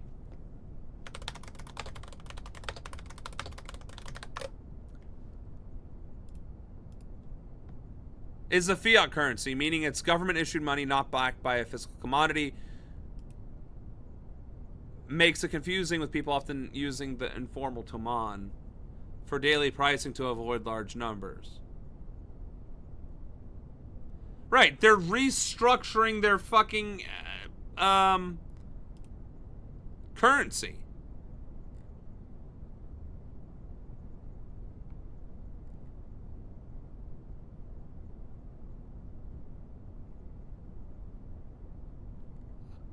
Oh, whatever. Let's just play the video. And on Sunday, after shopkeepers in Tehran's Grand Bazaar walked off the job, University students have joined in on the rallies. Demonstrations have now spread to several cities across the country, with residents angered by the high cost of living. The government will listen patiently, even if there are harsh voices, because we believe that our people are patient enough, and when their voices are raised, the pressure that is being put on them is high. The government's job is to hear the voices and help them reach a common understanding to solve the problems that exist in society. We see, hear and recognise officially all the protests, the difficulties and the crises. We emphasise the right to... By the way, show of hands. Who knew that's how big Iran was on a map? Because that's a huge fucking country. That's damn near the size of India. Just throwing that out there. Peaceful assembly, which is also recognised in our constitution. Trita Parsi is the Executive Vice President of the Quincy Institute for Responsible Statecraft. He joins us now live from Washington, D.C. Trita, thanks so much for being with us here on Al Jazeera. Let me ask you first. These protests are ostensibly about the high cost of living, but what are the other underlying issues at play here? Well, first of all, it is very important to recognize that protests at times can start based on economic grievances, which is the case here, but quickly morph into other demands and other senses of grievances that the population has, because the situation in Iran, both politically as well as economically, has been very bad. It's not improved in any significant way. Certainly in the last couple of months, there's been a lot of social easing, but that is not sufficient to be able to address the deep, deep problems and challenges that the society is facing. The question, of course, now is whether this will morph into something much, much bigger that is much broader than just the economic issues. We have seen major economic protests in Iran in the past, and many times those have ended up not being able to generate as much pressure from society because other groups may not have joined in on that. We have had situations in which the protests have been entirely political, but other parts of society have sat out those protests because their primary concerns have been economic. For this to lead to some more deeper change, it requires an ability to connect all of those different demographics. It requires 3% of the population to engage in sustained activity for a period of 90 days. Or more population to engage in sustained activity for slightly less than 90 days. But that's what it'll take. But then again, it's a lot of these countries that have been dealing with economic hardships, whether due to sanctions or everything else, have been seeing a whole lot of civil uprising occur. And it seems like Western societies are too propagandized to believe that capitalism will set them free to actually join in on the fun. So, again, it just goes to show other countries are taking the initiative against their failing governments, and Western societies are allowing their countries to devolve into further fascism. All right. It is almost 9 o'clock, so let's keep moving right along. At a charity in Lisbon, migrants seek help with paperwork and advice. Since Portugal's government tightened the immigration law, it has become harder to... Crazy how yet another country is having an issue with immigrants, while those countries are indirectly responsible or directly responsible for causing the migration in the first fucking place. To obtain residency, secure a work visa, or reunite with family. The centre's manager says people here are anxious. They are worried. There is a climate of despair, terror and fear. Migrants feel persecuted, and these policies take away their rights and criminalise immigration. The new law marks a shift from Portugal's traditionally flexible approach to immigration to a more controlled one. Critics say the centre-right government is pandering to the far right. In less than a decade... Crazy how every fucking country on planet Earth is afraid of their alt-right movement and is capitulating to fascism, because that's what alt-right means. Ultimately, that is what they are trying to achieve. So, again, by allowing the alt-right to have a platform at all and not criminalizing it for the sociopathy that it is, this is the shit that happens. And it goes back to marketing 101. What is a more effective message? I hear your problems. There are solutions to these problems. I empathize with your problems, and we're going to take measures to address these problems. Vote for me, Samuel Ronan. Our city is in shambles. The economy is in crisis. Wages are skyrocketing, wages are declining and cost of living is skyrocketing. And it's because of those filthy fucking immigrants and illegals that are coming in here. It's because of them that you must suffer. Because we Portuguese, we Brazilians, we Americans, we Germans are hardworking patriots. And because of our patriotism and our empathy for the suffering of the marginalized and the impoverished, we have opened our nation's doors to them because we believe in our country's greatness and our ability to provide. But they have betrayed us. They have taken that which we have offered freely and are demanding more. And we cannot tolerate this any further. Vote for me, Samuel Ronan. Now, what is the more influential message? Yes, I understand that there's a problem and we're going to fix it. We're going to talk about it. We're going to have committees. We're going to have experts. And we're going to get the job done right. It just might take some time. Hold down the fort. Or, hey, I found your problem. I found a reason for the problem. It's them. And I'm going to fuck them up. Do you see how easy it is to be a right-wing grifter? Do you see how easy it is to message for alt-right rhetoric? Do you understand how absolutely simplistic it is to turn a population against another part of the population for an issue that is nobody's fault other than the government? Or industry, for that matter. I mean, industry is definitely responsible too. But it is entirely too easy to stir the emotional feelings of a struggling economy and then point the blame at a vulnerable, marginalized group that cannot defend themselves. It's why kids got bullied in school. They couldn't defend themselves, and the popular kids were getting their rocks off for it. And the reason why nobody interrupted the popular kids from bullying the kid at school is because they were afraid for either getting hurt by the bully or ostracized from the rest of the class. That stupidity has been taught and ingrained in us since grade school.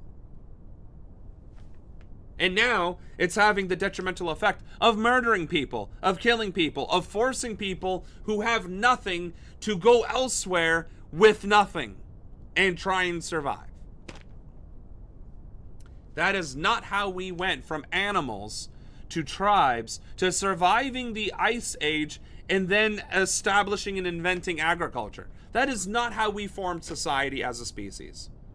By ostracizing. We are a communal species that helps one another. That is our strength. That is our evolutionary primal mandate that emphasizes our greatest strengths. Not in capitalism, not in whatever the fuck modern society is.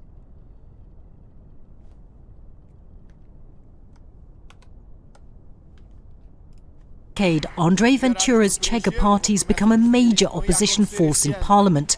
The former TV commentator recently waded into an anti-immigration law protest in the capital. They need to follow the rules. They are insulting us, calling us racist in front of the House of Democracy. That's not democracy. Historically, By the way, has anybody else noticed that it's the same fucking rhetoric? The same exact words. They're calling us racist. They're not following the laws. It is undemocratic to do this, that, or the other. It is the same exact talking points. In every country. It is the same fucking line. And it's the same issues. It's the same policies. In every single fucking country. And evidently, the solution in 2025 and apparently 2026 is fascism. What the actual fuck? Migration's played a major role in Portuguese society. 1 in 10 people is born abroad. Shiraz arrived from Syria 10 years ago. She helps run this restaurant alongside other refugees and immigrants. It was hard at first. I felt afraid, away from my friends. It was very different from Syria, but now it's all good. Some say that cracking down on immigration could be a recipe for disaster, not only for some businesses that rely on foreign workers, but also for Portuguese society at large. Francisca's... And it's insane that all of the reporting says the same shit as well. People are worried that it's going to affect migrant workers and companies that rely on migrant workers, and that that's going to negatively impact society. It's like, guys, we keep playing the same exact game with the same exact rules and the same exact characters and the same exact players, and instead of going in any other direction, we continue to do the same fucking thing expecting different results. Insanity is doing the same thing over and over again expecting different results. And apparently every country is trying their hand at fascism at the same time. Let me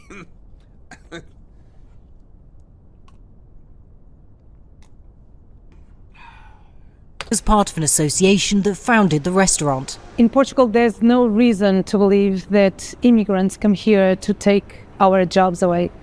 Everyone has a place because the population is getting old.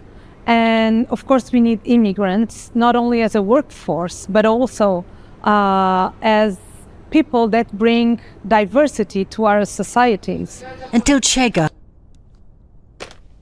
you know what? Portugal was untouched by the populist surge in Europe that's reshaping the immigration debate. But now the door that was once open seems to be closing. Natasha Butler, Al Jazeera, Lisbon. Do we have an hour's worth of feel-good videos on here? No. No, we do not. Thanks, Anna. Jeez. Okay. Raise your right hand. One of the first agencies targeted for closure in Donald Trump's second term, the development agency USAID. Secretary of State Marco Rubio called USAID a bloated waste of taxpayer money. When we were in Congress, we couldn't even get answers to basic questions about programs. That will not continue. At the end of March, more than 5,600 employees were fired. USAID closed for good. A few programs, including the PEPFAR initiative to fight HIV/AIDS, were folded into the State Department. But the public uproar over USAID's elimination was, and still is, heated. It is a paradox that by reducing aid, the US end up also limiting economic opportunities for certain populations. Compared to obligatory military spending, $1.45 trillion this year, USAID's budget was small. During Trump's We spent $1.45 trillion on our military this year. Are you fucking kidding me?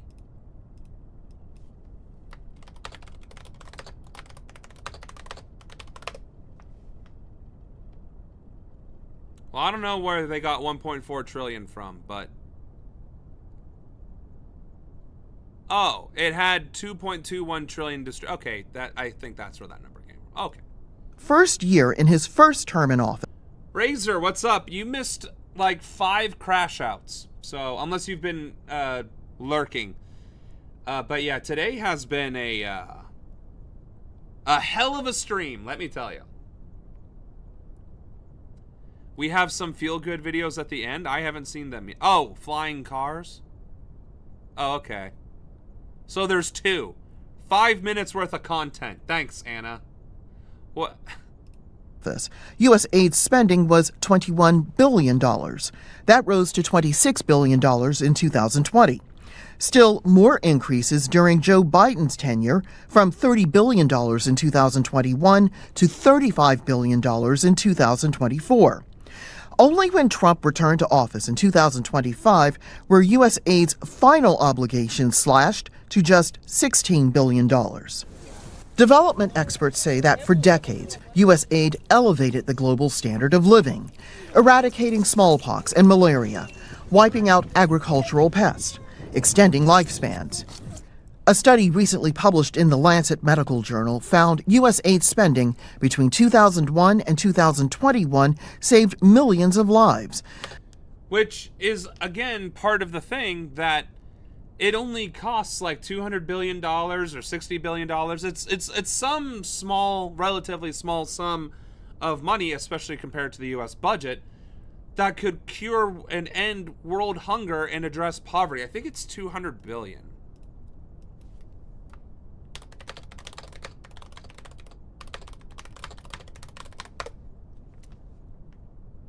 $93 billion. Possibly $318 billion. Possibly $318 billion. So, for the entire budget that we spend on the Marine Corps, or now ICE, we could eradicate global extreme poverty. So yeah, $30 billion, 10% of that is absolutely influential. Considering what, 30% or 40% of the world lives in extreme poverty? I guess they're not going to say that there. But let's just say it's 30%, the smaller number, right? 30% of 8 billion is 2.4 billion. 10% of 2.4 billion is 240 million. So roughly 30 million could have potentially positively impacted 240 million people on planet Earth. That is a ridiculously great way to spend money. And instead, we gave $250 billion to our own secret police force.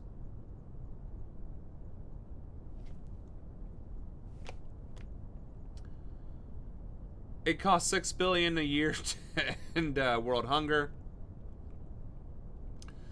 What will happen after the employees are fired and the army takes control of the Iron Country? Well, I don't know that we're going to have a military coup d'etat, because if we were going to have a military coup d'etat, you would think that would have taken place after being ordered to do illegal strikes against Venezuelan nationals and Venezuela itself. 92 million people overall, including more than 30 million children under the age of 5. The study warns that unless U.S. aid funding is restored quickly, an estimated 14.1 million people, including 4.5 million children under age 5, could die by 2030. Andrew Natsios ran U.S. aid during George Bush's presidency. He calls its demise shameful. I was told a number of health ministries are in chaos in many areas of the world because they were dependent on technical support from the AID missions now. And they're angry that all of a sudden we just walked away from them. U.S. aid supporters say the Trump administration had every right to ask if the agency needed reforms. But they say killing U.S. aid wasn't the way to fix it. Rosalind Jordan, Al Jazeera, Washington. Colorado alone paid $86 billion in federal taxes this year. Exactly, Steve. And again, welcome to the channel or chat. Always a pleasure to have you with us. Right, we have states that are paying this amount in taxes or more. California is the third largest economy now in the world. California alone could resolve global extreme poverty. And again, not a thing that they are doing either. Obviously, it's not our mandate as a state to do that, but that's my point being, all of this suffering, all of these unnecessary issues at home and abroad are being exacerbated by greed, corruption, and cruelty. Just straight up malevolence that is centered around racism and xenophobia. Right, New York paid $330 billion in federal taxes last year. So New York itself paid enough taxes that it could have resolved world poverty itself. There is indeed destruction in international relations and a breach of the international law. This law was established to maintain the sovereignty and security of nations, but it seems that this corrupt system does not apply to America. Well, yeah, I'm not going to sing the praises of the United Nations because there's a lot that they could be doing and that they're not. And a lot that they allow themselves to be prevented from doing. But suffice to say, it's better have the United Nations and it be weak than not have it at all and just have international lawlessness, I guess. But then again, when the premier nation that was supposed to ensure deterrence ends up going rogue itself, well then, if there's no fail-safes, then it's pointless.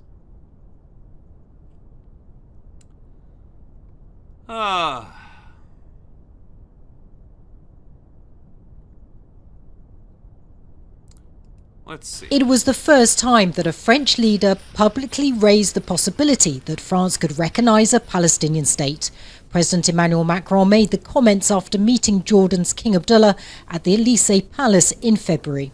Recognition of a Palestinian state is not taboo for France. We owe this to the Palestinians whose aspirations have been ignored for far too long. 5 months later, images of Palestinians starving because of Israel's war in Gaza prompted a sense of urgency. Macron said France would recognise a Palestinian state by the end of the year to build new momentum. We will recognize Palestine eventually, because we owe it to them to eventually recognize their existence.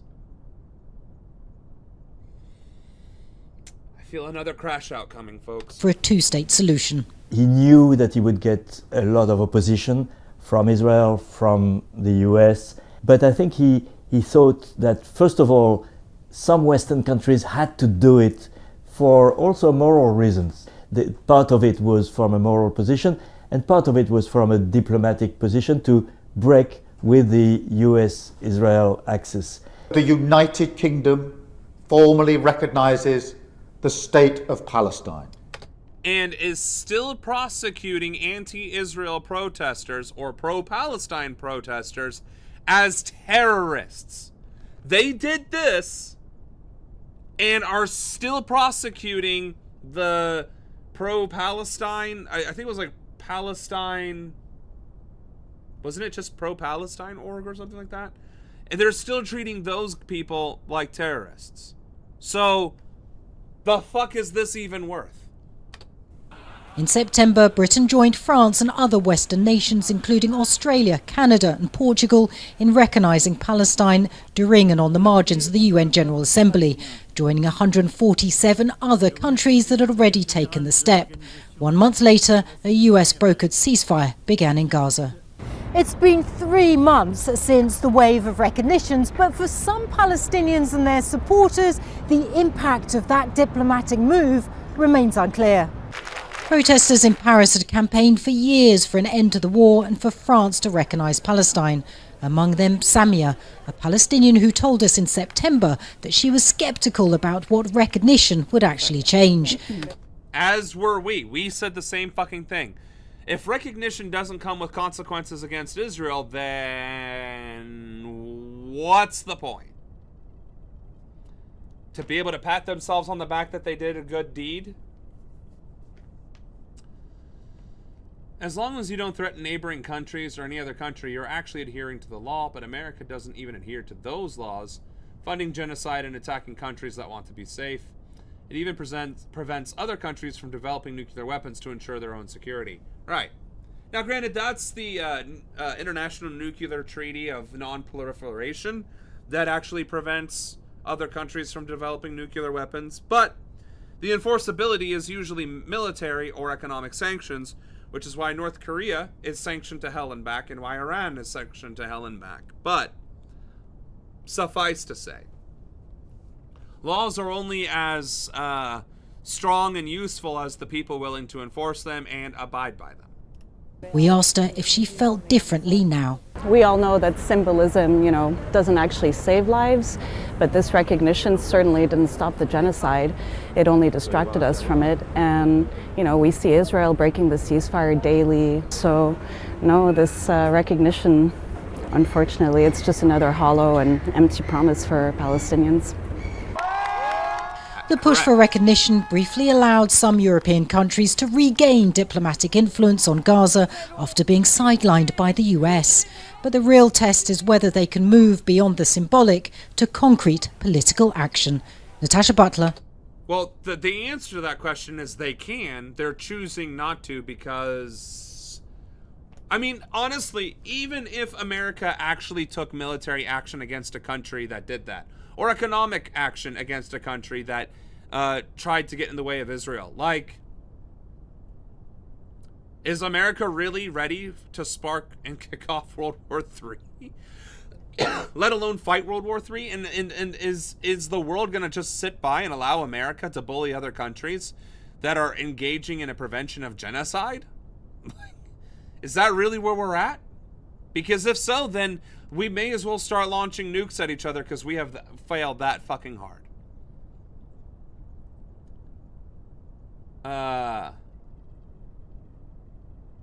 Yeah, Razor, you make an interesting point. Nuclear energy should be for energy, not weapons. You can't use a weapon for energy. That's not how that works. But I get what you're where you're coming from. All right. Man. A Chinese Y-8 plane operated by Myanmar's Air Force flies over Papun, dropping supplies. In the past 12 months, new weapons from Russia and China have helped the junta push back. The rebel forces, limited to light weapons, have few answers to the threat in the air. But despite providing military support, China's keen for the fighting to end. In order to create stability at some point, political stability has to come forward. So one of the clear pictures for China is to push forward in order that this election could take place. China has... So look, China's engaging in regime change and state crafting as well. Yet America doesn't give a shit because nobody gives a damn about Myanmar. Probably most Americans don't even know that Myanmar is a country. So there is that. So I guess Myanmar is about to turn into a Chinese... I don't want to say satellite. That's the word. A satellite nation for China is my main takeaway here. And China is using its military assets in Myanmar, which means that the Chinese military is getting real-world mission activities, which is only going to aid it in case America decides to act the fool and escalate tensions with the country, which, again, only contributes to the escalation that is occurring throughout the world, much of it being perpetrated by the United States. What do we got? From the vast plains of the Pampas to the supermarkets in Buenos Aires, Argentinian beef is spreading out, and so are the tensions around it. Exports are booming, prices are rising, and there's an ongoing political fight. Who gets to eat first, the world or Argentines themselves? Which is crazy. The business is expanding, the market is expanding, the costs are going up, and Argentinians can't afford to eat their own beef anymore. Interesting how capitalism works. Unfortunately, I say that in this world you cannot deal only with words. If words were enough, countries would not produce any weapons or harm other countries. So if you want security and sovereignty, you must possess power. I'm not going to disagree with that. I mean, I'm not naive. I'm not stupid, right? Like, obviously, there is some security with strength, but there also has to be a willingness to negotiate and engage in good faith as well. Otherwise, you're just a ticking time bomb waiting to go off, and everybody's going to brace themselves to see who is going to receive the brunt of the blast.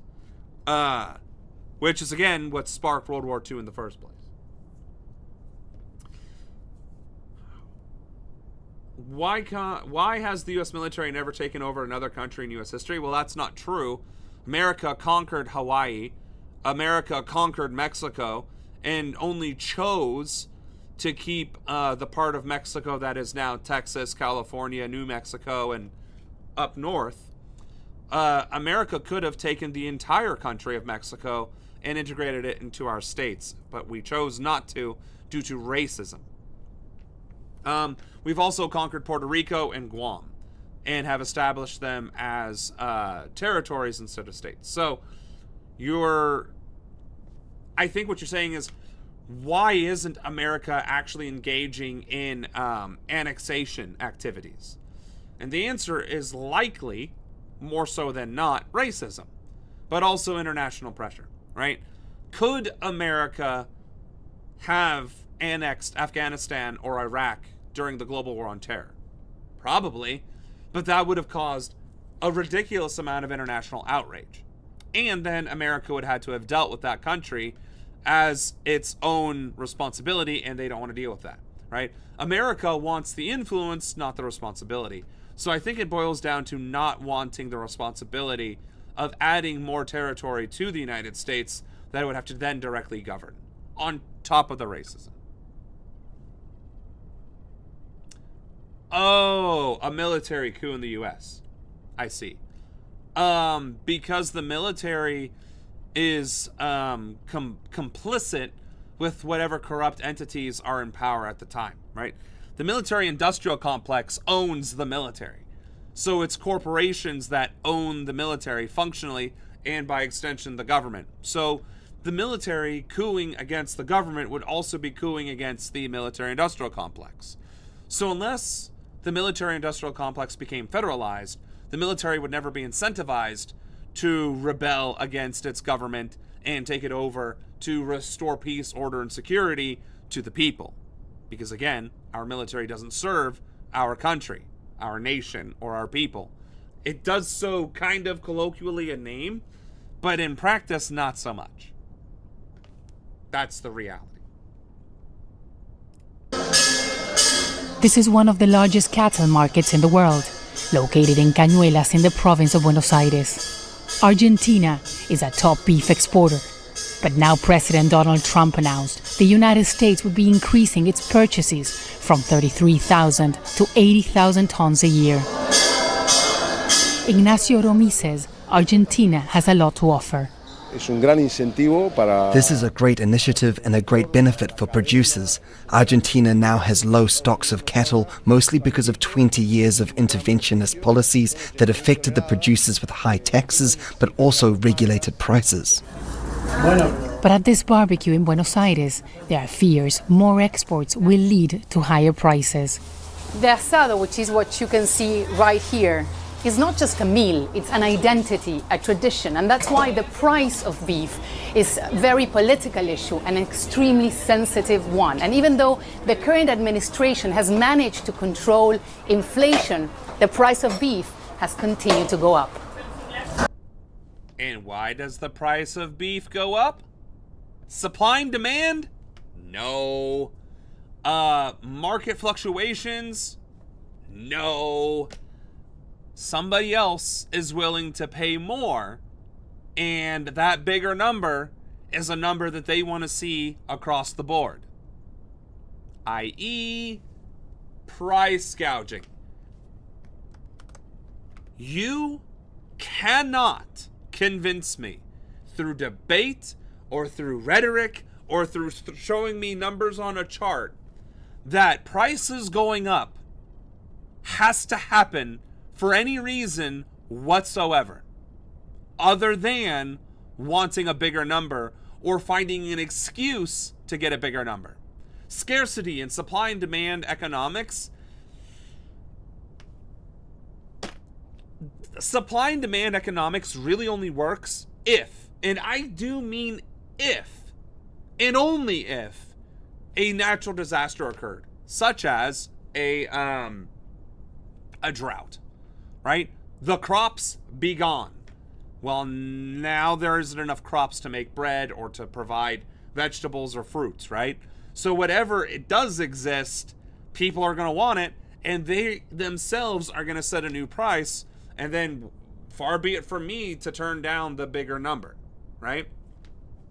That is supply and demand issues. Well, what if there's too much supply? What if they had a really good harvest and now there's an abundance of wheat and so they're trying to get rid of it? Okay, I'll grant you that. There's an abundance of wheat, too much to get rid of, and not enough people to take it off their hands. So they're like, hey, I will literally give this away for damn near pennies on the dollar. And people are like, sweet, we shall make bread. Okay. That is still due to natural circumstances. So I will grant that the supply-demand thing can be an issue if, and I stress, if the market is isolated from everything else outside of whatever that market already is. Again, this is where international trade comes from. We have too much wheat this year. Let's go talk to our neighbors to the left, Estonia, and sell them the excess wheat for the same number so that we can make more money regardless, because we had more wheat to begin with. We made a bigger number regardless. What's happening in Argentina is we have more cow, we have more market for cow, so we raise number for more market for more cow and make even more money than more money would have been before. Notice how the supply and demand went the fuck out the window when bigger number came into question.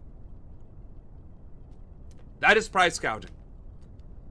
And again, supply and demand forces driving prices down or driving prices up can only be impacted by natural circumstances or accidents, right? Like, say you're at the steel mill and it blows up or collapses, and you only have like 5 steel mills.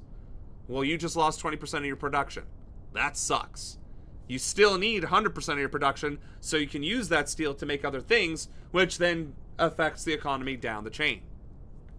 That makes sense. There's less, so that supply demand, because of the isolated market, makes things go up, because unfortunately that's the rub.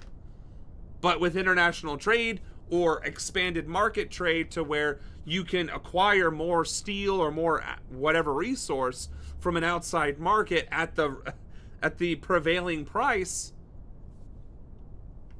now all of a sudden you can't produce the steel in home, but the people who need the steel can acquire the steel from outside of the ideal market at the same market price, because the price hasn't changed just because one steel factory in the world went kaput. So no, supply and demand only works in an isolated economy or an isolated market. Everything else is unequivocally price gouging and greed. Period. And I will debate any economics professor or expert until the cows go home, because I don't give a shit what their doctorate says. They're fucking wrong. Yes, I will die on that fucking hill. Especially since you can fix prices. Because again, it's numbers.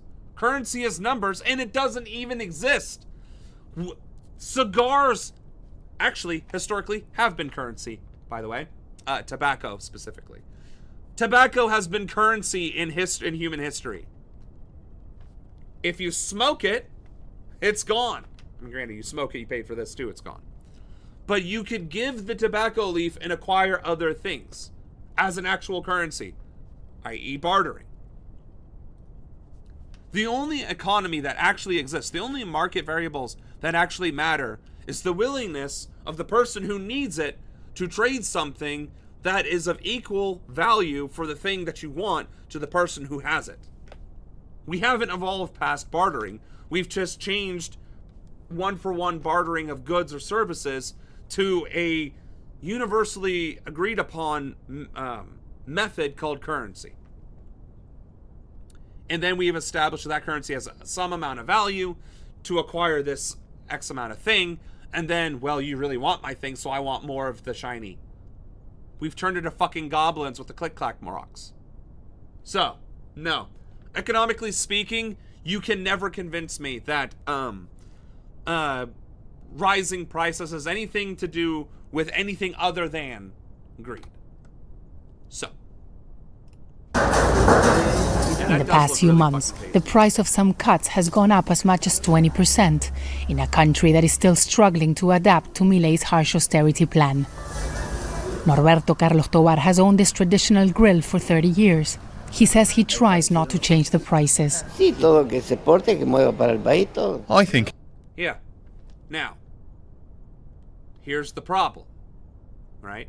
If other people are getting bigger number, and bigger number is affecting other businesses, then those businesses either have to eat the fact that they have to pay a bigger number for somebody else's bigger number, or they have to make their own number a bigger number.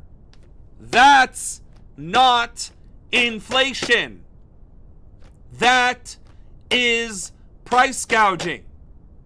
That is market manipulation. And that is a crime. And I'm pretty certain every fucking country on planet Earth. So no, you will never convince me that inflation is real, or that prices going up because of whatever else. It has anything to do with anything other than greed and opportunity to do the greed.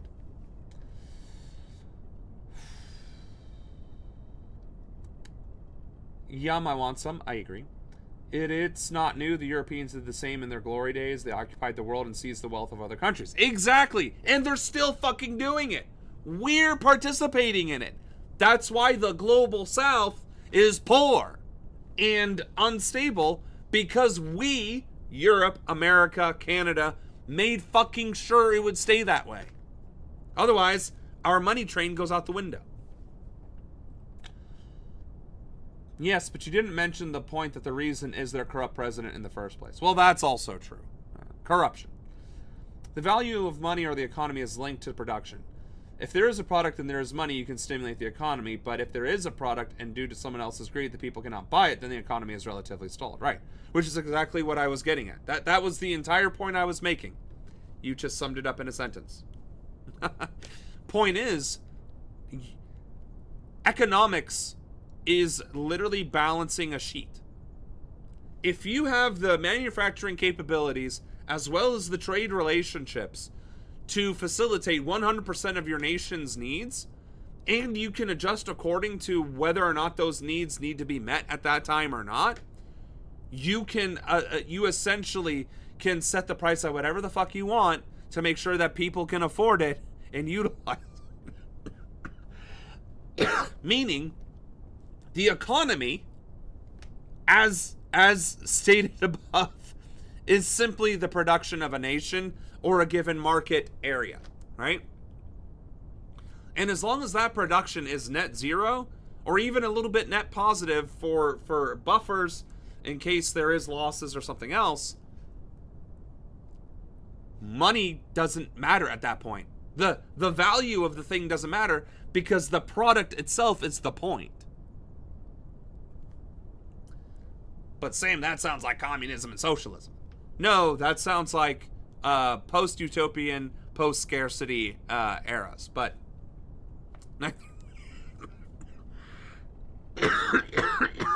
neither here nor there.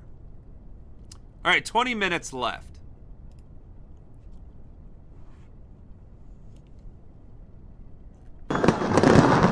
Fireworks and chants of his name.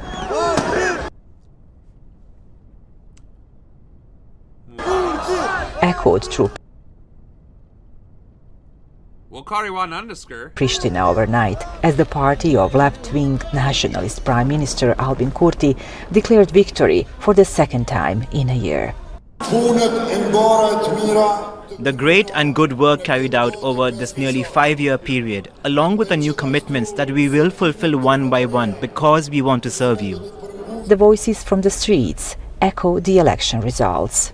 I am more relaxed. The outcome that we wanted has been achieved. No one living in Kosovo or those from the diaspora have been satisfied with the deadlock that existed, and perhaps eventually there will be positive results. The budget must be approved. We must approve international agreements.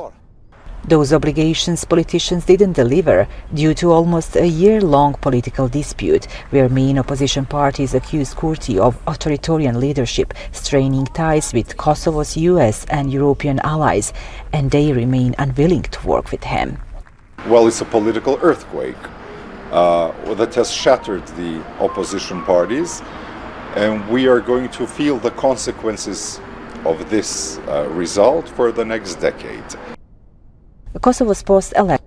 I don't know if I'm just having a language barrier or an accent barrier, but it sounds like Kosovo removed its authoritarian leadership, voted for somebody that was, if not populist, but not authoritarian, and that guy just now said that we're going to deal with the consequences of this?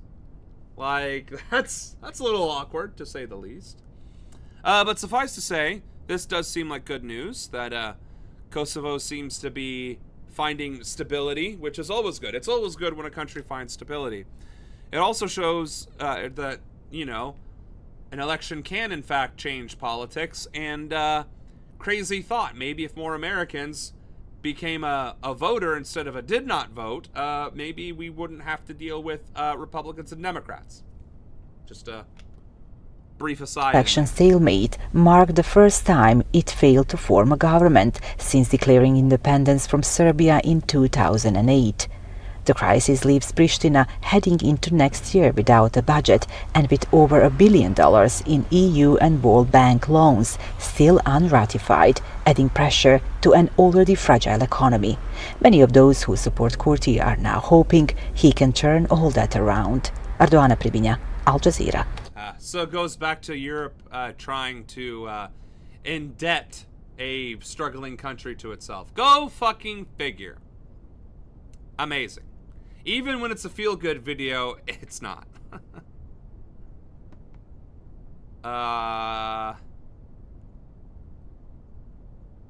Okay. Hello, everybody. I hope you all had a very, very Merry Christmas. I've got a little bit of an Epstein update from all of you. We had our very own Ryan Grimm join the extraordinary Tim Dillon, actually, to break down the Epstein files. And so I just thought Ryan did such an incredible job of summarizing. Now, remember, this is Worldwide Wednesday, so is this video going to talk about the international impacts of Epstein or no? So much of what we know now so far. So I'm going to just go ahead. No, I don't think I saw anything about Somaliland on our stream list. I did skip some of the Israel stuff because that's just going to make me angry. But we did cover several Israel talking points about how it's a humanitarian crisis and that Western recognition of Palestine has amounted to fuck all. And turn the floor over to him with Tim Dillon, and we're going to play some of this. We'll break some of it down with some of the latest Epstein files, and also include some new reporting from Dropsite, as well as some new very interesting comments about Trump and Epstein from Marjorie Taylor Greene. Let's take a listen to Ryan. But he was operating at a layer above, I think.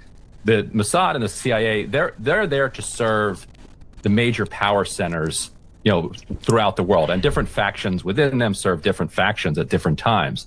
But if you think of the kind of global elite as kind of organized around that Davos conference, or this Davos crew out there, like the CIA, it's more properly understood that the CIA works for them, and Jeffrey Epstein was an integral player in that Davos set. And I think sometimes his allies and he himself was waning. He's not doing as well. Other times his power is on the rise. You know, that's how it works inside nebulous organizations like this. But he's right there at the center of this, you know, fundamentally undemocratic global institution. It's not even an institution. It's just this amoebic type of entity. He's right there in the middle of it, you know, and he still has to jockey for power. But he is then able to deploy his own assets, whether it's Mossad or whether it's people in the CIA, in order to serve he and his allies' own interests. So I don't know So the context that, because he jumped right into the middle, I think, something that people are not as familiar with the Epstein files is that it was already revealed previously, several months ago, before the pedophilia thing came back up as the primary focus, which, don't get me wrong, that should be a primary focus, resulting in people's careers being ended, but I digress. Epstein was actually an integral member of the international intelligence community and actually was influencing the United States Central Intelligence Agency, the CIA. Epstein was directing CIA activities. He was also working with the IDF and Russian intelligence and many other nations' intelligences. He was a broker of information, and Epstein, for better or for worse, was actually responsible for peace negotiations between nations in conflict. That is one of the many things that is deeply disturbing about the man, because who the fuck is Epstein? Who is he serving? What purposes does he serve? Who is he actually reporting to? And then this child sex trafficking ring being used as blackmail and leverage. Like, this was a terrible person through and through that was influencing international politics from behind the scenes. He was embedded so far behind the scenes that we didn't know about it until this scandal blew up, to the point where that was finally revealed. That's the context that is being discussed right now. Sometimes align with the interests of Israel, sometimes align with the interests of the U.S., but they're also self-serving interests. What are the main concerns, the primary objectives of the, quote, Davos set? Is it a monolith, or do those people have I have no idea what he's talking about with the Davos set, so varied interests? I think they're in competition with each other for each other's resources, for sure, but they're also in competition with the 99.9% of the world that doesn't really want them to exist. And so what they're trying to do is kind of justify their existence. So there you go. I thought Ryan did such an incredible job there. Epstein working on behalf of the Davos set. You can literally see that in his correspondence. What the fuck is this Davos set?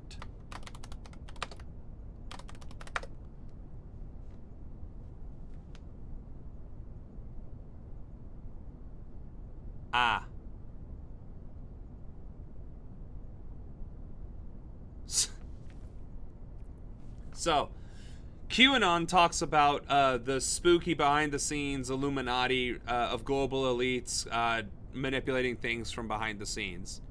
This Davos sect is being revealed as being a group of sinister behind-the-scenes influential people that was, again, working with Epstein to manipulate international stuff. On top of the fact that billionaires are very openly trying to manipulate international stuff. So we have the Davos sect doing things behind the scenes and very illegally.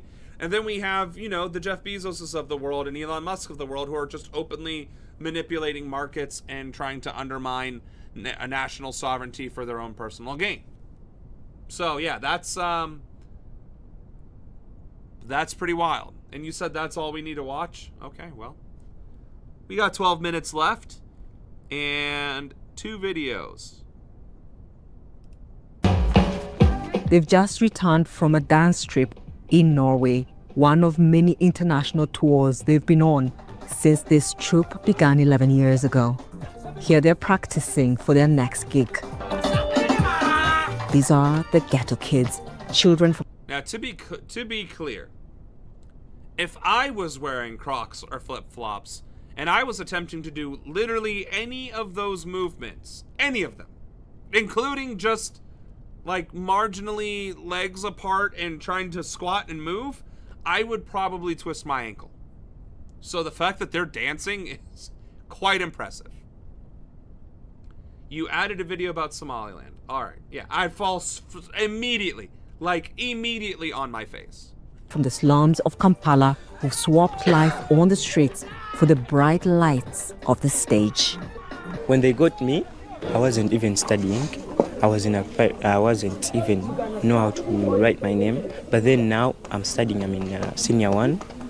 Like, they have paid for my school fees. Even what I'm wearing now, it's because of this group, our manager. I've traveled a lot. The group was founded by Dauda Kavuma himself, a former street child. Over the years, he turned this troop into an... Which tells me that TikTok dances are culturally appropriating Ugandan dance culture. Go figure. International sensation, collaborating with global music stars. You know, when we went for Britain's Got Talent, America's Got Talent, World Cup, and then there are quite many places that we visited, but people changed the way they perceived us. Uganda has an estimated 25,000 street children. The government has rehabilitation centers, but they're nowhere near enough. Kavuma takes care of 65 children and counting. They say, we have come and we want to go back to school. We want you to change our lives. And then there are many. You understand? It's not easy, but I have a way to talk to them and to give them hope that one day, you also leave the street. On this day, the dancers are joining other children for a music festival in the city. So here they are just preparing for their performance. They will be performing in front of an audience. There will be other children from other schools who are also performing different skits. Ricky Banyumera, the youngest of the crew, is a true showstopper, giving it everything he's got. That's because kids don't know how to hold back, whether it's hurting your feelings or dancing their hearts out. But that's awesome. I mean, this is really good. It's kind of sad that the reason why this troop formed is because of the severe amount of, homeless children in Uganda. But, I mean, the fact that there are these opportunities, that there are efforts out there to kind of get children into a normalized state of life and living, I mean, I would call this inspirational, even if it comes from a place of misfortune. Right, giving little Michael Jackson vibes. Wherever they go, they don't just dance, they own the stage. Catherine Soy, Al Jazeera, Kampala. Well, here's our belly dancer. It's just doing his hips don't lie, I guess. All right.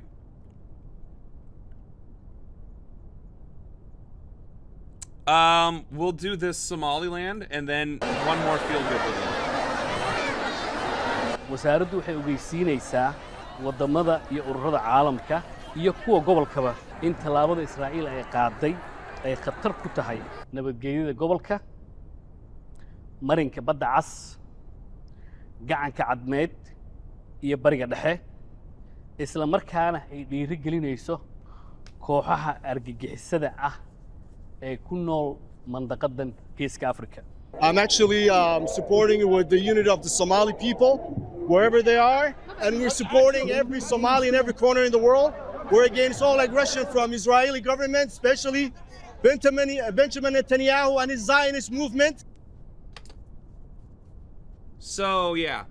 I mean, but we called that out, right? Because displacing hundreds of thousands or well, it's not millions because the population was 2-point-something million to begin with, and now it's significantly less.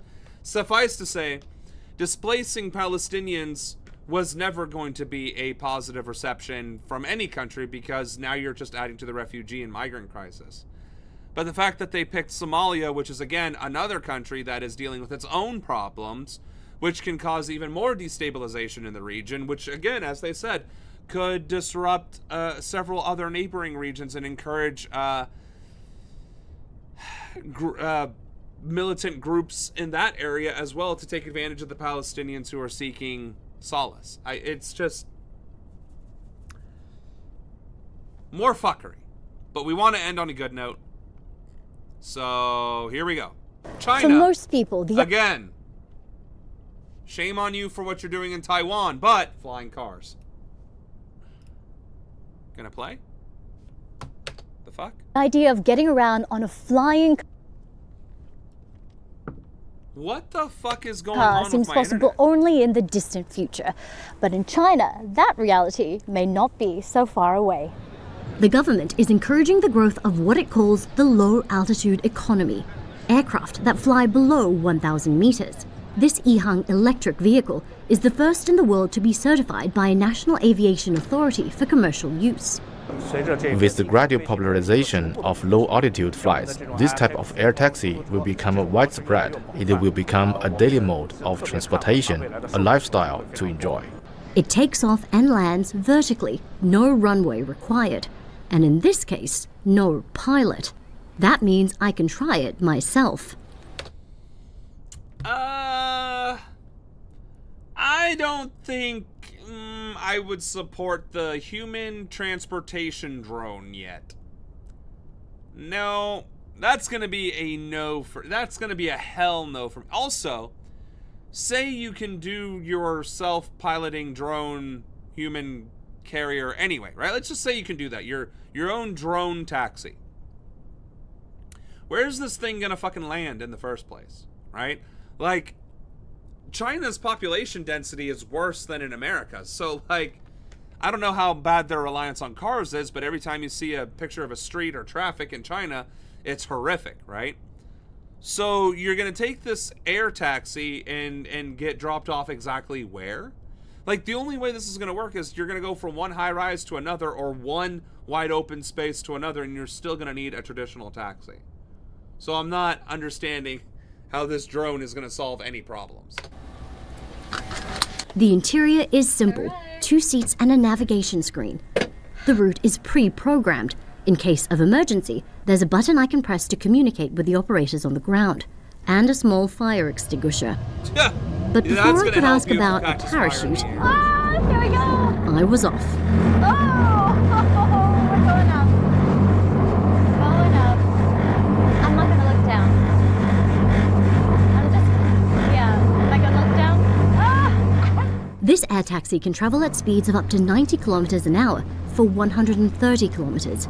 It's quite a view, but a little unnerving not having controls. The company says automation reduces accidents caused by human error. But if you prefer to drive, I'll try to teach you how to fly this. Oh, not only do we have autonomous air taxi drones, you can also pilot it yourself without a fucking license. Oh boy. In less than a minute. there are other options. The firm AirRidge is waiting for regulatory approval for its land aircraft carrier, which can be automated or controlled using a driving stick. The flying vehicle is stored and transported inside this van, the ground unit. You can store it in your own personal parking space. You can drive it with your own personal passenger driving license to, say, some scenic sites, and you can charge it, use this ground unit to charge the aircraft for up to 6 times, so you can fly freely without worrying about the infrastructure. And the cost?